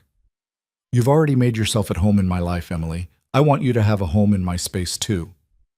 She kissed him then, pouring everything she felt into the gesture. Gratitude and affection and the first stirrings of something deeper, something that terrified and thrilled her in equal measure. They made love that night for the first time, slowly and carefully, Nikolai treating her like she was made of glass and gold. Every touch was reverent. Every kiss was a promise. He learned the landscape of her body with the same intensity he brought to everything else, memorizing what made her gasp, what made her sigh, what made her arch against him. Afterward, they lay tangled together in his massive bed, Emily's head on his chest, listening to the steady rhythm of his heartbeat. "I love you," Nikolai said into the darkness. "I know it's too soon and probably unwise, but I love you, Emily Carter. I think I have since you sent that wrong number text and changed my entire life." Emily's breath caught. She'd known, of course, had felt it in every gesture, every glance, every moment of tenderness. But hearing the words made it real. "I love you too," she whispered. "I tried not to, tried to be smart and cautious, but you made it impossible." He pulled her closer, pressing a kiss to her hair. "We're going to build something beautiful," he murmured. "You and me. Something better than either of us could have imagined." Emily closed her eyes and let herself believe it. Let herself imagine a future with this complicated, dangerous, tender man. A future where wrong numbers led to right places and broken people found ways to heal together. Outside, the city hummed with life. Inside, two hearts beat in synchrony, finding rhythm and hope in the spaces between breaths. But the universe had other plans. And happiness, Emily would soon learn, was never guaranteed, especially not in Nikolai Volkov's dangerous world. The first hint of trouble came on a Tuesday afternoon 2 weeks later. Emily was helping Maya with a book report when Victor appeared in the doorway of the community center.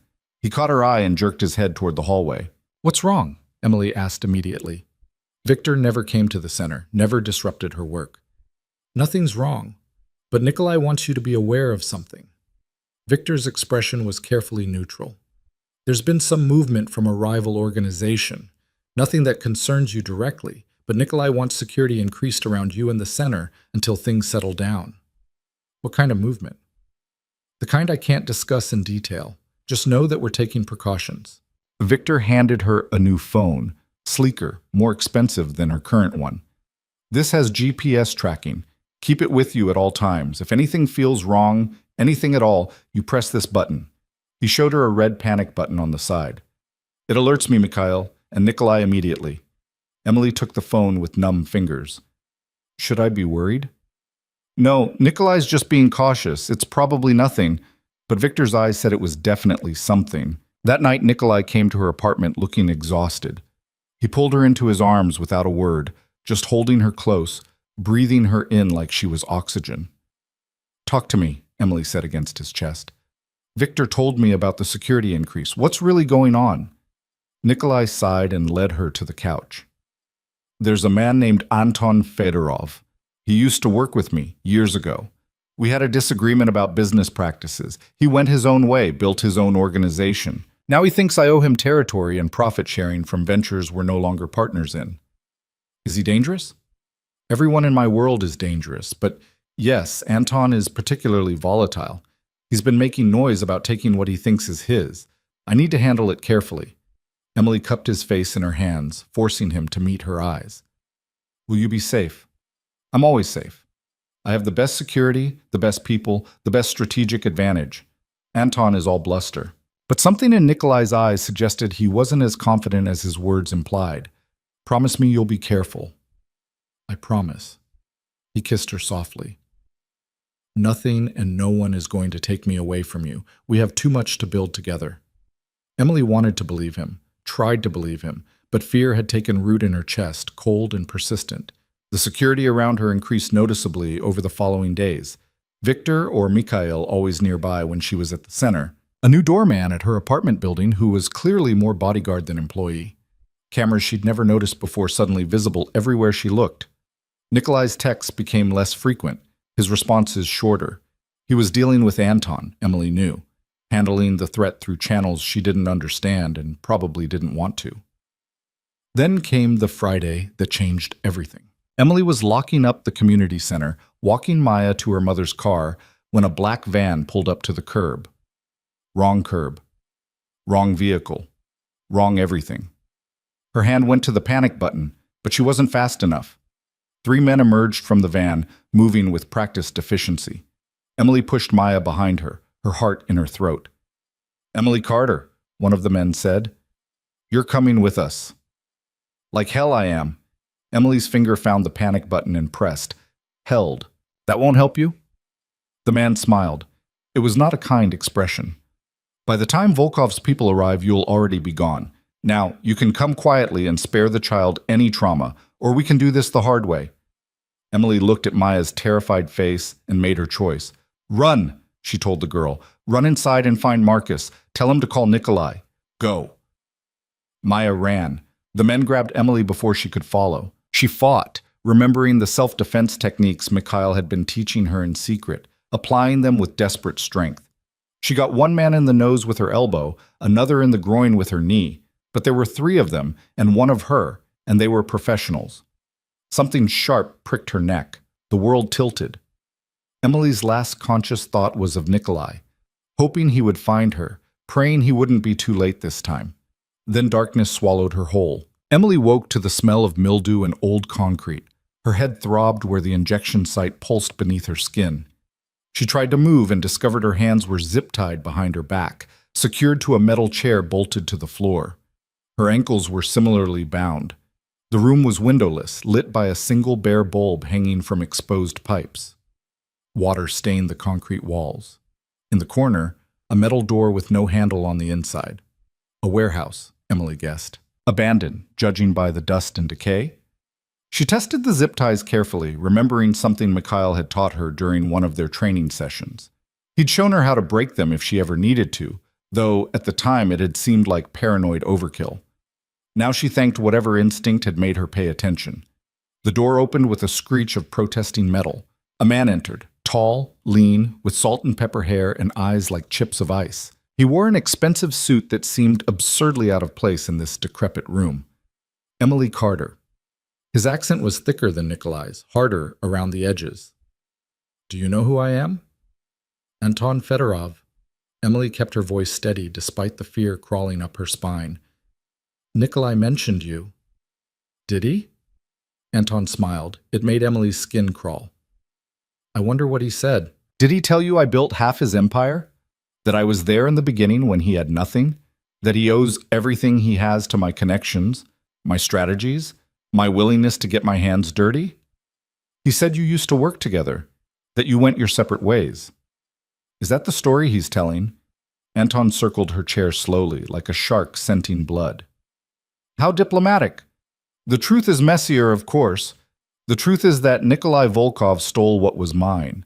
Territory, contacts, opportunities. He pushed me out and took credit for work I did. Emily didn't respond. She was too busy working on the zip ties, using the technique Mikhail had shown her, rocking her weight, testing the tension, looking for the weak point. Nothing to say? Anton stopped in front of her. No defense of your lover? How disappointing. I expected more loyalty. I barely know you, Emily said. Why would I defend or condemn anyone based on one conversation? Anton laughed. Smart. I can see why Nikolai likes you. You're not just a pretty face. He pulled out his phone and tapped the screen. Let's see if we can get his attention, shall we? He held the phone up, taking a photo of Emily bound to the chair. Her heart sank as she realized what was coming next. Perfect, Anton typed rapidly. Now we wait. Nikolai has 24 hours to meet my demands, or I start sending him pieces of you. Starting with fingers, I think. He needs to know I'm serious. He'll kill you, Emily said quietly. You know that, right? Whatever you think you're accomplishing here, it ends with you dead. Perhaps. Or perhaps it ends with Nikolai realizing he can't protect everyone, that his power has limits, that actions have consequences. Anton pocketed his phone. Either way, you're the message. I suggest you get comfortable.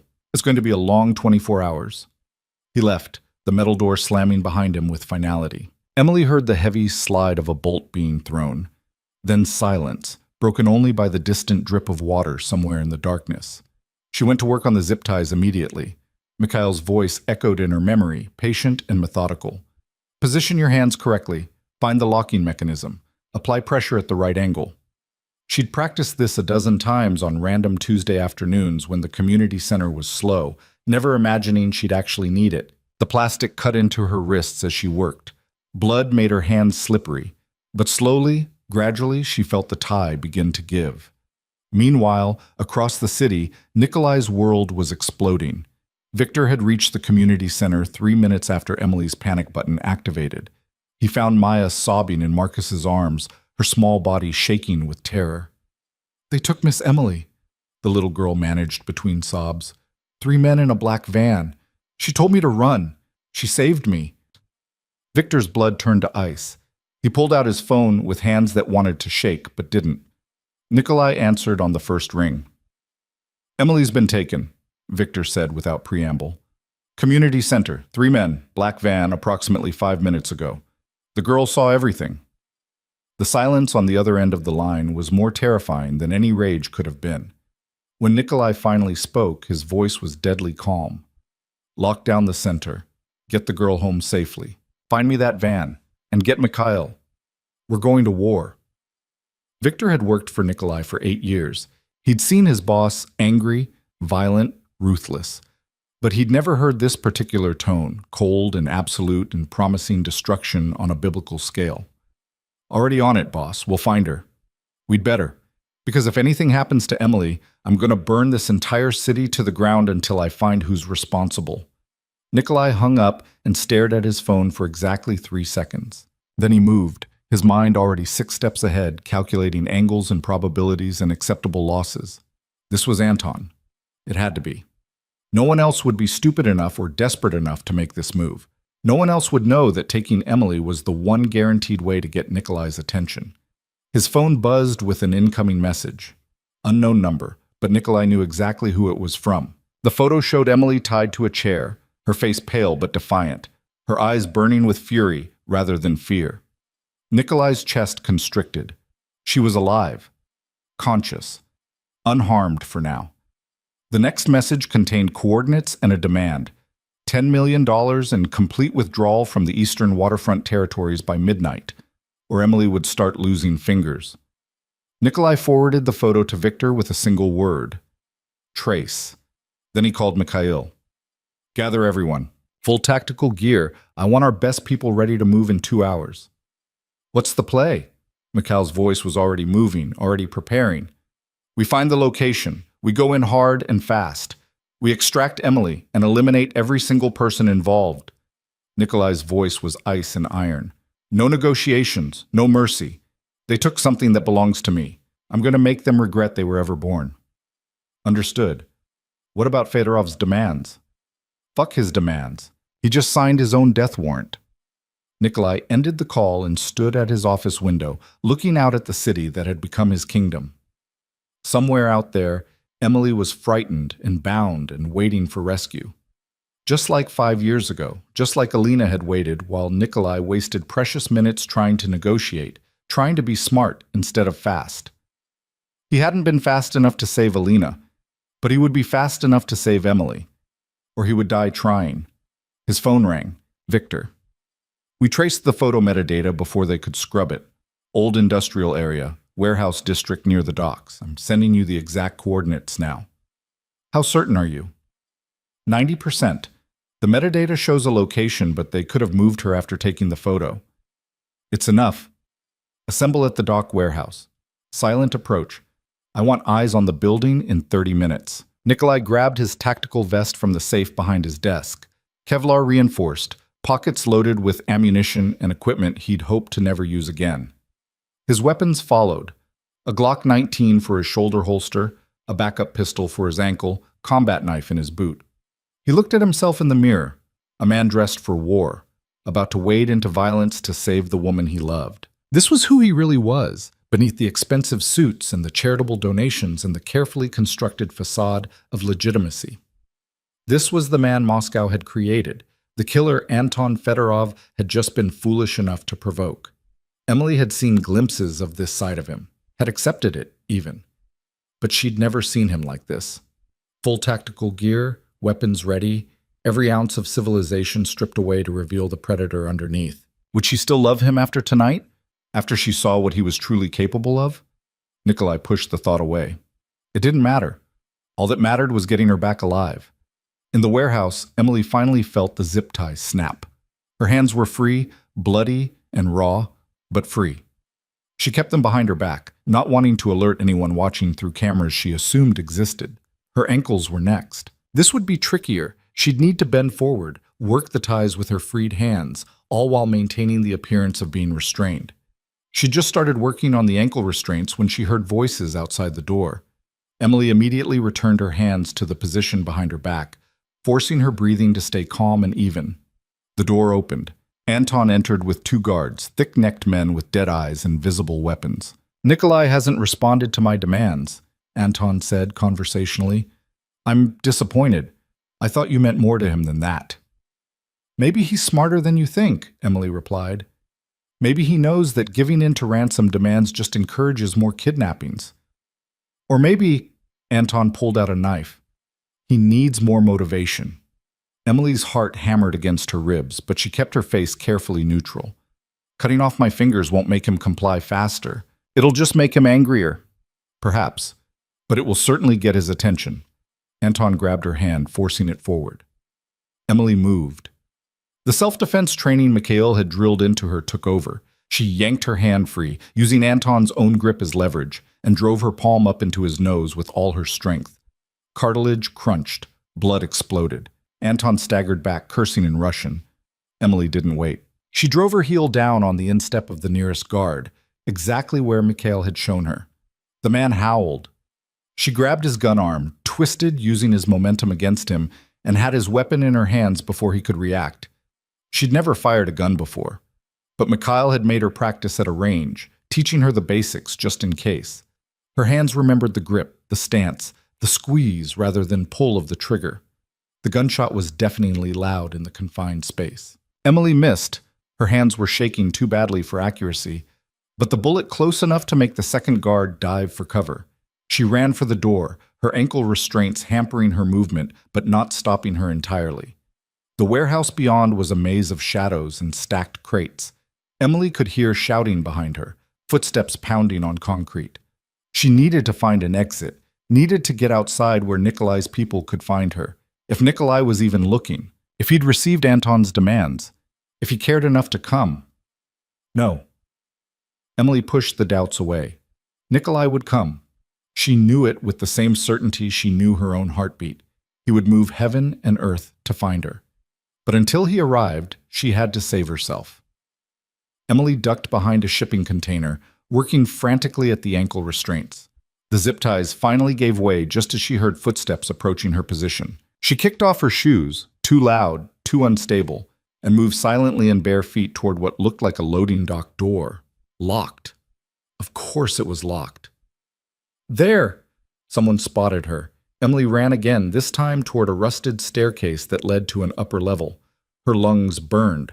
Her wrists screamed where the zip ties had cut deep, but fear and adrenaline kept her moving.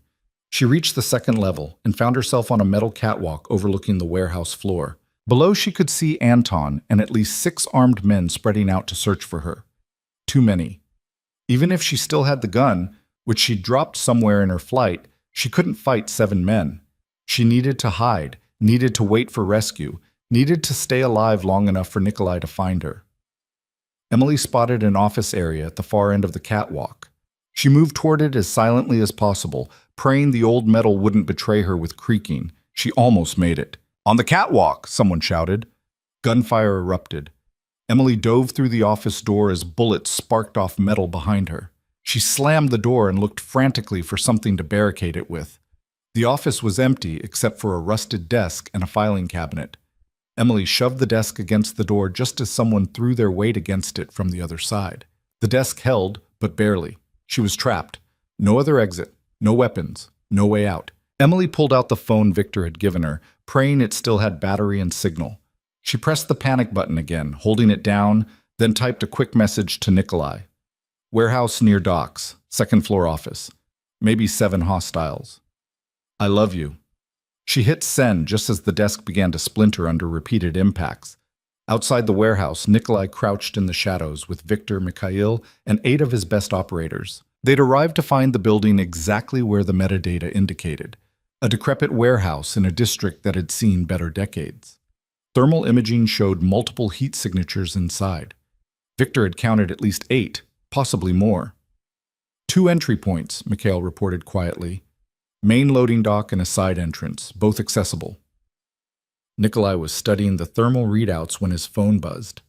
Emily's message lit up his screen. Relief and terror hit him simultaneously. She was alive. She was mobile enough to text, but she was trapped in an office with 7 armed men between her and freedom. "Change of plans," Nikolai said, his voice deadly calm. "Emily's on the 2nd floor, northwest corner. We go in hard, we go in fast, and we don't stop until she's safe. Anyone who isn't Emily is a hostile. Treat them accordingly."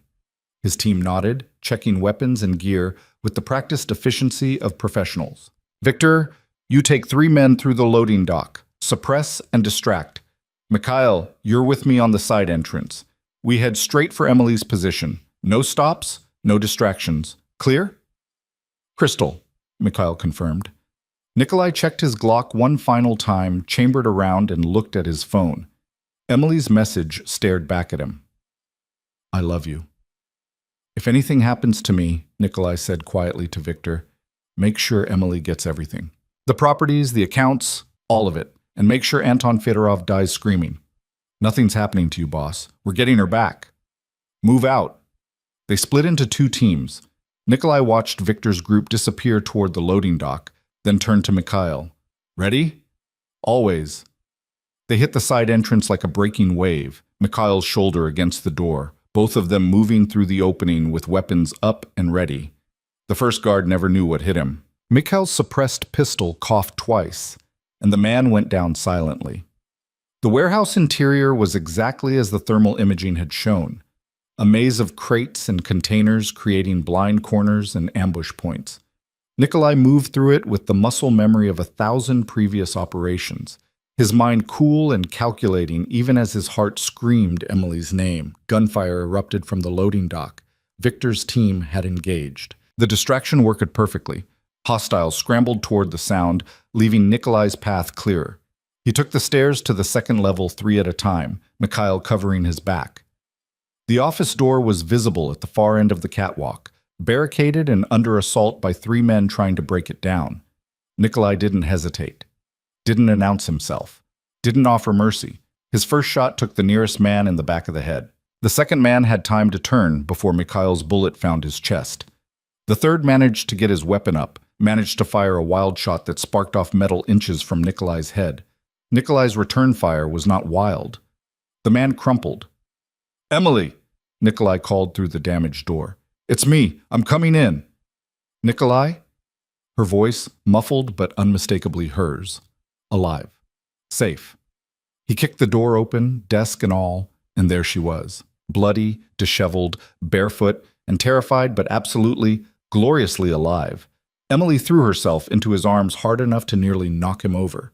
Nikolai caught her, held her, breathed her in like oxygen after drowning. "I've got you," he murmured into her hair. "I've got you. You're safe now." "There's more of them," Emily managed. "Anton." "I'll handle Anton. Mikhail, get her out of here." "No." Emily pulled back, meeting his eyes. "I'm not leaving you." "Emily, I said no. We leave together or not at all."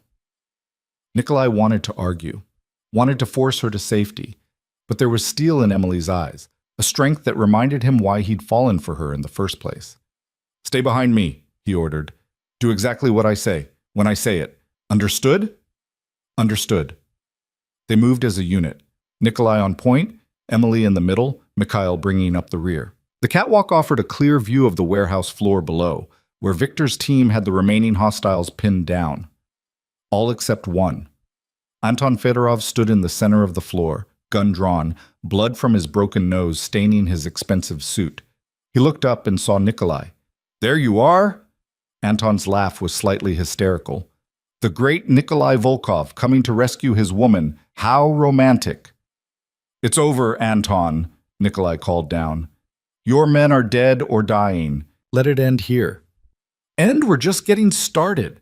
Anton grabbed one of Victor's downed men, wounded but alive, and pressed his gun to the man's head. "Come down here and face me like a man, or I execute your soldier." Nikolai's jaw tightened. The man Anton held was Dmitri, one of his longest-serving operators. A good man, a loyal man. "Don't," Emily whispered. "It's a trap." "I know." Nikolai handed his backup pistol to Mikhail. "Keep her safe, no matter what happens. Keep her safe." "Boss, that's an order." Nikolai descended the stairs with his hands visible and empty, his primary weapon holstered. Every instinct screamed trap, but he couldn't let Dmitri die. Couldn't sacrifice his people, not even to ensure his own safety. Anton's smile widened as Nikolai reached the floor. "There's the Nikolai I remember, still playing the hero, still pretending to be better than he is." "Let him go, Anton. Your fight is with me." "My fight was always with you." Anton shoved Dmitri aside and raised his gun. "You took everything from me, my territory, my reputation, my future. Now I'm going to take everything from you." He fired. The bullet caught Nikolai in the shoulder, spinning him around. He went down hard, his vision whiting out from the impact. Emily screamed his name. Anton swung his gun toward the catwalk, toward Emily. Nikolai moved through pain and shock and the absolute certainty that he could not, would not, let Anton hurt her. His hand found his holster, drew his weapon, fired.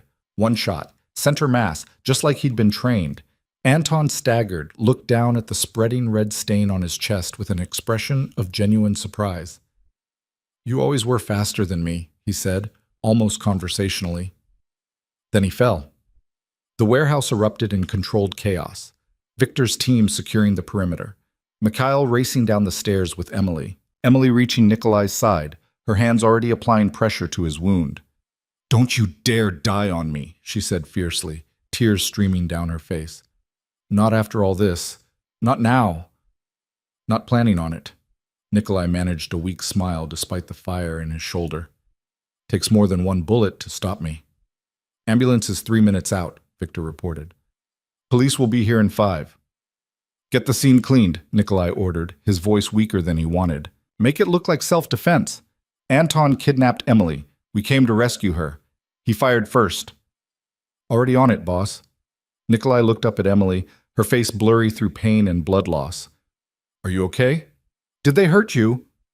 I'm fine. I'm fine because you came for me. Emily pressed harder on his wound, making him hiss, just like I knew you would. Always, Nikolai promised. I will always come for you. The ambulance arrived with sirens screaming. EMTs swarmed Nikolai, prying Emily's blood-soaked hands away from his shoulder.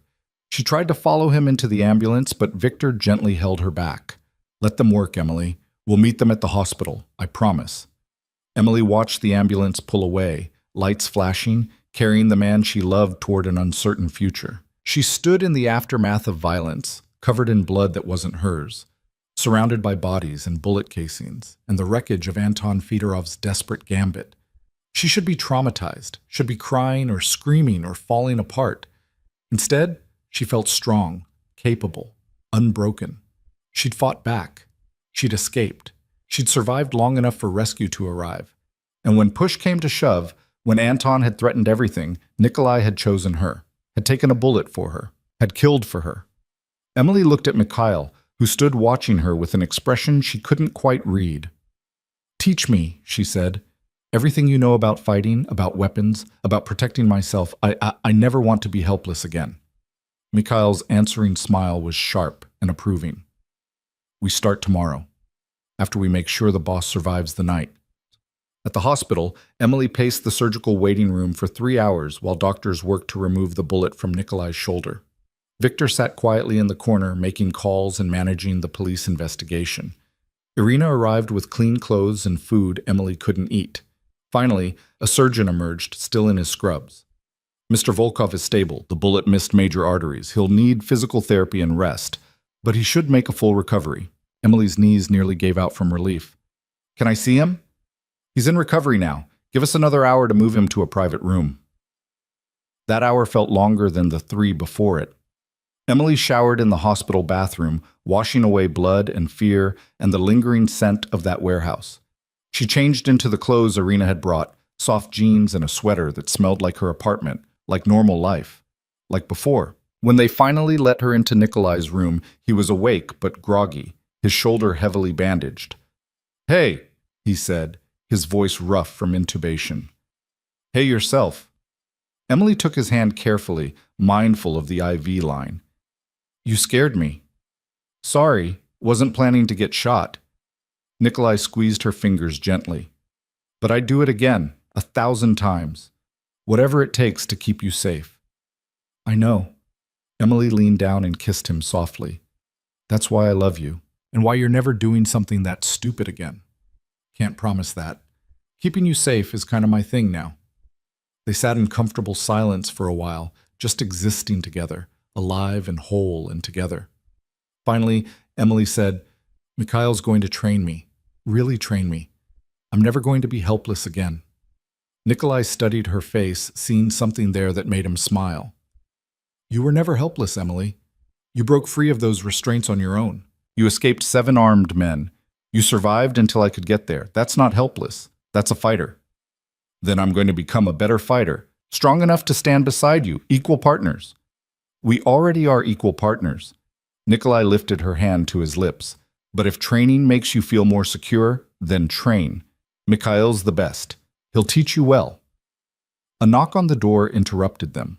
Victor poked his head in. Sorry to interrupt, but the police want statements.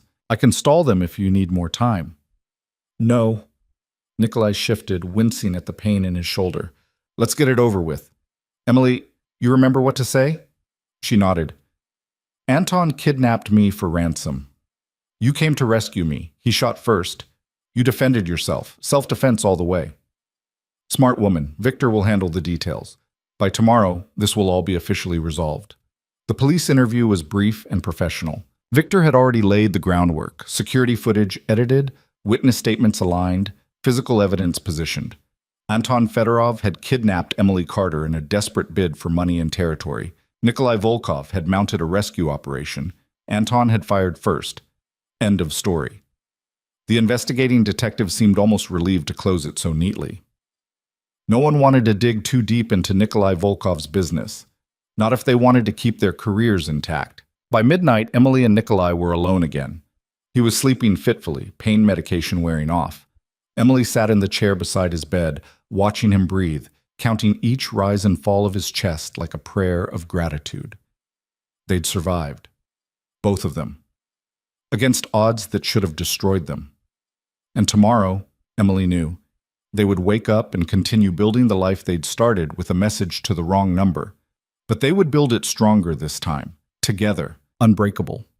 She took Nikolai's hand and held it through the long night, keeping vigil over the dangerous, complicated, beautiful man who had saved her life and then let her save his right back. Dawn broke over the city with golden light that filtered through the hospital blinds, painting stripes across Nikolai's sleeping face.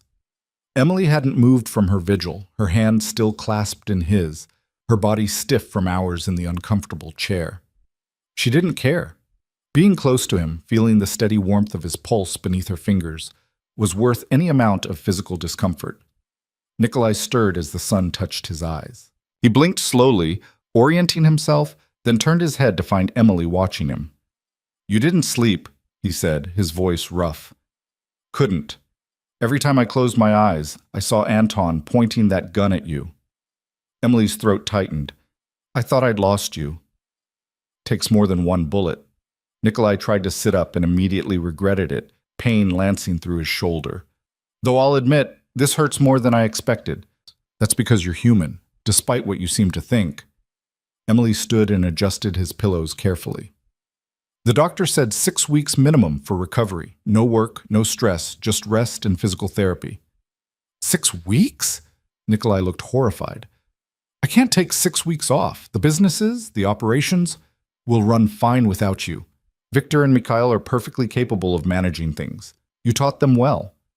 Emily's tone left no room for argument. "You're taking the time to heal properly. End of discussion." Something shifted in Nikolai's expression, surprise giving way to amusement, then to something deeper. "You're not afraid of me anymore, are you?" "I was never afraid of you. I was afraid of needing you, of depending on someone again after Travis." Emily sat on the edge of his bed. "But last night taught me something important. Needing someone doesn't make you weak. It makes you human. And I need you, Nikolai. Not because I can't survive without you, but because I don't want to." Nikolai reached up with his good arm and cupped her face. "I need you too, more than I've needed anyone in my entire life. You make me want to be better than I am, to build something clean and good and worth protecting." "Then let's do it, together." Emily leaned into his touch. "But first, you heal. Doctor's orders." The weeks that followed established a new rhythm. Nikolai was a terrible patient, restless, impatient, constantly trying to work from his hospital bed until Emily threatened to have Victor confiscate his phone. She visited every day, bringing updates from the community center, stories about the children, small pieces of normalcy to combat the sterile hospital environment. Maya came once, clutching a handmade card covered in hearts and crayon drawings. "Thank you for saving Miss Emily," she whispered to Nikolai, her eyes huge and serious. "She's my favorite teacher."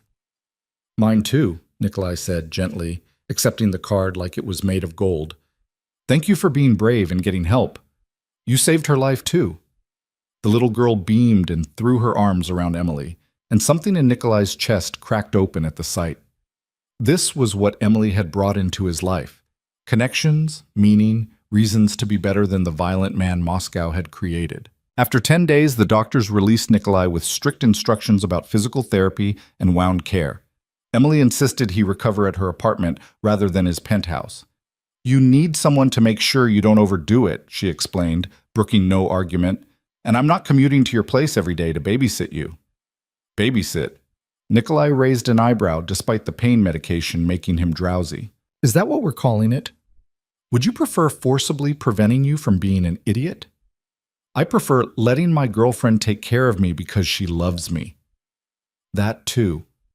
Emily kissed him softly.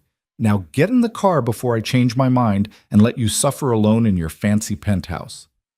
Living together, even temporarily, revealed new dimensions of their relationship.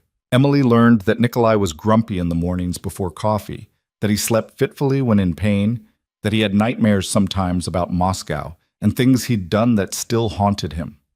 Nikolai discovered that Emily sang off-key in the shower, that she read compulsively before bed, that she talked in her sleep about the children at the center. They learned to navigate each other's space and habits, learned to coexist in comfortable silence, learned that love wasn't just the grand gestures and dramatic rescues, it was also helping someone change their bandages, making sure they took their medication, sitting together in the quiet evening watching the city lights. Mikhail came by 3 times a week for Emily's training. He was a patient but demanding instructor, pushing her to master techniques that might save her life someday. Emily threw herself into the lessons with fierce determination, her body remembering the helplessness of being tied to that chair, the terror of Anton's knife. Never again. She would never be that vulnerable again. "You're getting good," Mikhail commented after she successfully executed a disarm technique. "Your instincts are solid. You just need more practice." "Then I'll practice." Emily reset her stance. Again. From the couch, Nikolai watched with a mixture of pride and concern. He wanted Emily safe, wanted her strong, but part of him hated that she needed these skills, that his world had forced her to become a fighter. As if reading his thoughts, Emily crossed to him after the session ended. "Stop brooding. This isn't your fault." "Isn't it? If you'd never met me, I'd probably be dead. Travis would have killed me eventually.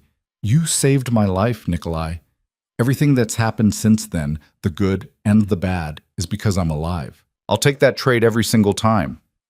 She was right, and Nikolai knew it.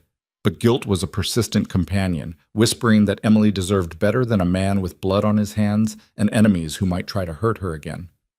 "What are you thinking?" Emily asked, settling beside him on the couch. "That I should let you go, for your own safety." Emily's expression hardened. "Try it, and I'll use everything Mikhail's teaching me to kick your ass. We're past the point of noble sacrifices, Nikolai. We're in this together, for better or worse. You don't get to make that choice for me. Even knowing how dangerous my world is, even after Anton, especially after Anton." Emily took his hand. "He tried to use me to hurt you. He failed. We won. And every day we're together, we keep winning. I'm not running from that." Nikolai pulled her close, mindful of his healing shoulder, and buried his face in her hair. "I love you. So much it terrifies me sometimes." "Good. Love should be a little terrifying. It means it matters." Emily tilted her face up to kiss him. "Now stop trying to protect me from yourself. I'm a grown woman who knows exactly what she's getting into." 6 weeks after the shooting, Nikolai returned to work with a clean bill of health and a new perspective. The bullet wound had given him time to think, to reevaluate, to consider Emily's words about building something better. He called a meeting with his top people, Victor, Mikhail, and the heads of his various operations. "We're going legitimate," he announced without preamble. "All of it. The gray area operations, the questionable imports, anything that could bring law enforcement attention. We're transitioning everything to legal enterprises over the next year." Victor's eyebrows rose. "That's a significant shift, boss. Some people won't be happy about it." "Then they can find new employment. I'm done operating in shadows. I'm done watching over my shoulder, wondering who's going to be the next Anton Fedorov. We have enough legitimate revenue streams to make this work. Real estate, import-export that's actually legal, investments. We build on that foundation." "This is because of Emily," Mikhail said. It wasn't a question. "Yes. And because I'm tired of being the man Moscow made me. I want to be someone she can be proud of. Someone who doesn't need to explain away his business practices or worry that his enemies will target the woman he loves." Nikolai's voice was firm. "This is happening. You're either with me or you're not." Victor and Mikhail exchanged glances, then nodded in unison. "We're with you," Victor said. "We've always been with you. If you want to go clean, we'll help make it happen." The transition took months of careful planning and execution. Operations were shut down or sold. Questionable partnerships were dissolved.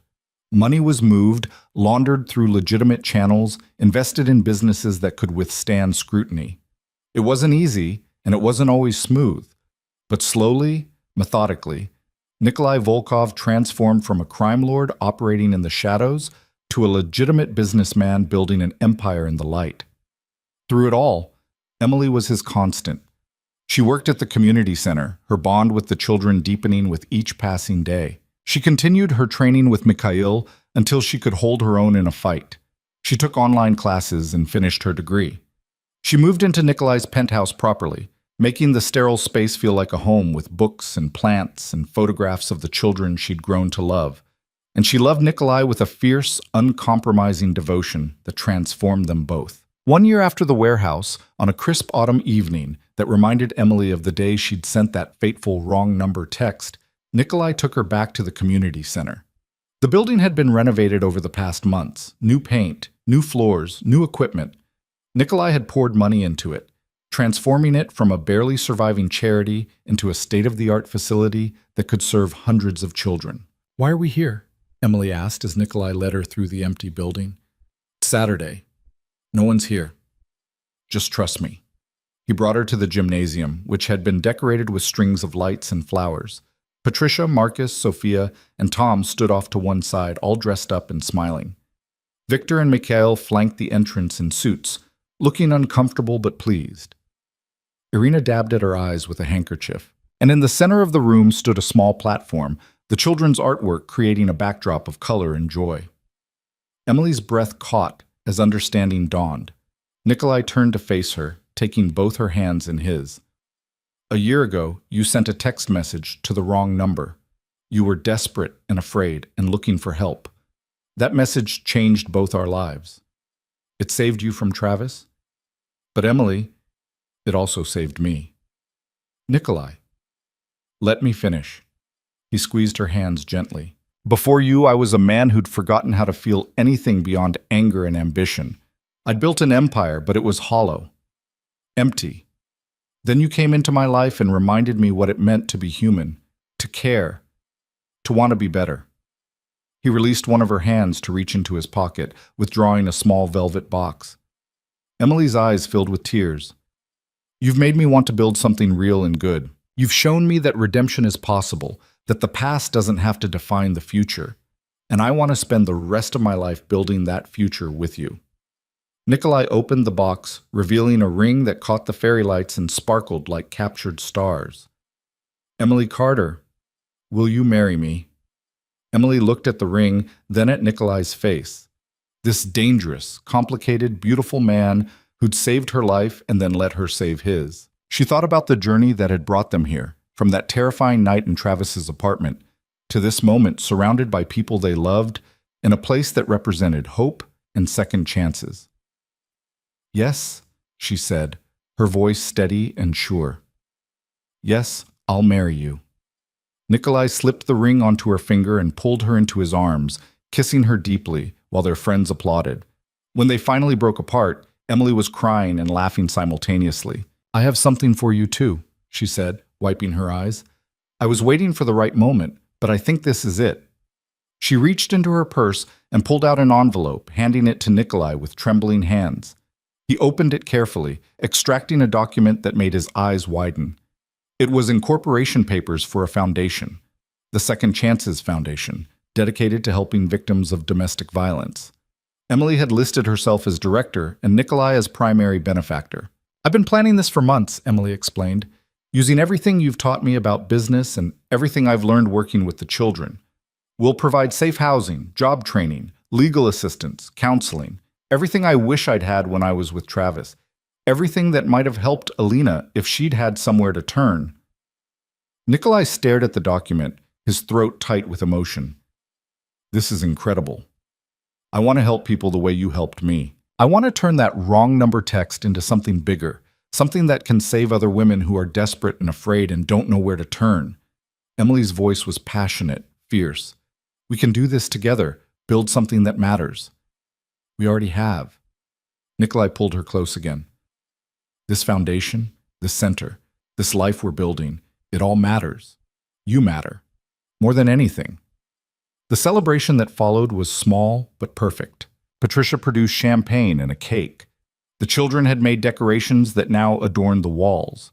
Maya presented Emily with another handmade card, this one declaring "Best Teacher and Future Bride" in careful crayon letters. As the evening wound down and their friends began to leave, Emily and Nikolai stood together at the window of the gymnasium, looking out at the neighborhood they were helping to transform. "Do you ever regret it?" Nikolai asked quietly. "Sending that text to the wrong number? Everything that came after?" Emily turned to face him, her engagement ring catching the light. Not for 1 second. That text brought me to you. It brought me to this life, these children, this purpose. How could I ever regret that? Even the hard parts? Anton, the violence, seeing sides of me that most people would run from? Especially the hard parts. They proved we're strong enough to survive anything together. Emily reached up to touch his face. You asked me once what we do about falling for each other. Remember? I remember. Well, I have an answer now. We keep falling, deeper and harder every day. We build a life and a family and a future. We help people who need it. And we never, ever forget how lucky we are to have found each other, even if it took a wrong number to do it. Nikolai kissed her then, pouring everything he felt into the gesture, love and gratitude and promise and hope. When they separated, both were smiling. Come on, Emily said, taking his hand. Let's go home. They drove through the city together, past the apartment where Travis had nearly killed her, past the penthouse where Nikolai had first brought her to safety, past all the places that marked their journey. The night was clear, stars visible despite the city lights, and Emily thought about fate and chance and the mysterious ways life could change in an instant. One text message, one accidental connection. That's all it had taken to transform two broken people into something whole and beautiful. 6 months later, they were married in a small ceremony at the community center, surrounded by the children Emily had grown to love, and the family Nikolai had built from loyalty and trust. Maya was the flower girl, taking her role with appropriate seriousness. Victor and Mikhail stood as groomsmen, looking slightly uncomfortable in their formal wear, but genuinely happy for their boss. Patricia officiated, her voice warm with emotion as she spoke about second chances and found families. Emily wore a simple white dress, her hair loose around her shoulders. Nikolai wore a dark suit, his hand steady as he slipped the wedding band onto her finger. They exchanged vows they'd written themselves, promises of partnership and protection, of building something beautiful from broken pieces, of choosing each other every single day. When Patricia pronounced them married, the children erupted in cheers. Nikolai kissed his wife while their found family celebrated around them, and Emily thought her heart might burst from happiness. The reception was held right there in the gymnasium, the same space where Nikolai had proposed. Someone had hung more lights, and the children's artwork created a backdrop of color and joy. There was cake and music and laughter, and for one perfect evening, the past didn't matter. Only the present, only this moment, only the future stretching out before them. Late in the evening, when the children had gone home and the adults were winding down, Nikolai pulled Emily onto the makeshift dance floor. They swayed together to soft music, her head on his shoulder, his arms around her waist. "What are you thinking?" Emily asked, her voice muffled against his chest. "That I'm the luckiest man alive, that you're the best thing that ever happened to me, that I can't wait to see what we build together. We've already built so much, and we're just getting started." Nikolai pulled back to look at her face. "The foundation launches next month. We're opening 2 more community centers by the end of the year. Victor's completely transitioned all the businesses to legitimate operations. We're building an empire, Emily, but this time, it's one we can be proud of." Emily smiled up at him, this dangerous man who'd become her salvation and her partner. "I love you, Nikolai Volkov." "I love you too, Emily Volkov." He tested her new name, liking the sound of it. "My wife, my partner, my everything." They danced until the music stopped and the lights dimmed until they were the last ones left in the building. Then they drove home together to the penthouse that Emily had transformed into a real home, filled with books and laughter and evidence of a life being lived fully. That night, as they lay tangled together in bed, Emily's phone buzzed on the nightstand. She reached for it drowsily, expecting a message from Patricia or one of the community center staff. Instead, it was from an unknown number. Emily's blood ran cold for just a moment, memories of that desperate night flooding back. But then she read the message, and everything changed. "I saw your foundation announcement. I've been with my abusive boyfriend for 2 years, and I don't know how to leave. Can you help me? Please." Emily sat up, her heart racing. She looked at Nikolai, who had sensed her tension and was watching her with concern. "What is it?" A woman asking for help. She saw the foundation announcement. Emily's voice was thick with emotion. "Nikolai, this is it. This is why we did all of this. So women like me, like her, have somewhere to turn when they're desperate. What are you going to do? Emily looked at the message again, remembering what it felt like to be that desperate, that afraid, that lost. Then she started typing. Where are you? We can help. You're not alone anymore. She hit send and looked at Nikolai.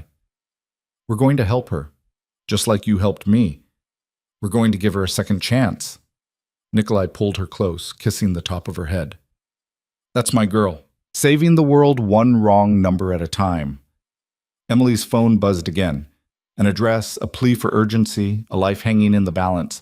She was already getting dressed, already planning, already becoming for this stranger what Nikolai had been for her. Salvation in the darkness, hope when all seemed lost. Nikolai dressed too, calling Victor to coordinate, falling into the familiar rhythm of a rescue operation.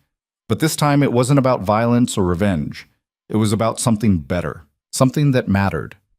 As they headed out into the night, Emily thought about the journey that had brought them here. From victim to survivor to rescuer. From broken to healing to whole. From a desperate text to the wrong number to a life filled with purpose and love and second chances. The city spread out before them, full of people who needed help, who were lost and afraid and looking for hope. And Emily and Nikolai would be there for them, building something beautiful from their own broken pieces, proving that sometimes the wrong number is exactly the right one. Behind them, the penthouse stood warm and welcoming, a home built on foundation of trust and love. Inside, the incorporation papers for the Second Chances Foundation sat on the desk, ready to change lives. On the wall, a framed photo showed Emily and Nikolai on their wedding day, surrounded by children and chosen family, all of them smiling. And in Emily's purse, her phone held that original text message thread, the one that had started everything. Please help me, he's going to kill me. Where are you? Stay inside, I'm on my way. She'd kept it, a reminder of how far she'd come, how much she'd grown, how one moment of terror had led to a lifetime of love. It was proof that redemption was possible, that broken people could heal, that wrong numbers could lead to right places. As they drove through the city toward another woman who needed saving, Emily took Nikolai's hand and held it tight. They were partners now, in marriage and in mission, building a future one rescue at a time. And somewhere in the darkness, a frightened woman waited for salvation to arrive, not knowing that her message had reached two people who understood her fear intimately, who had walked through their own fire and emerged stronger, who would move heaven and earth to give her what they'd found. A second chance, a new beginning, a message to the wrong number that would change everything, just like it had for Emily Carter and Nikolai Volkov, whose love story had started with 3 desperate words and a stranger who answered.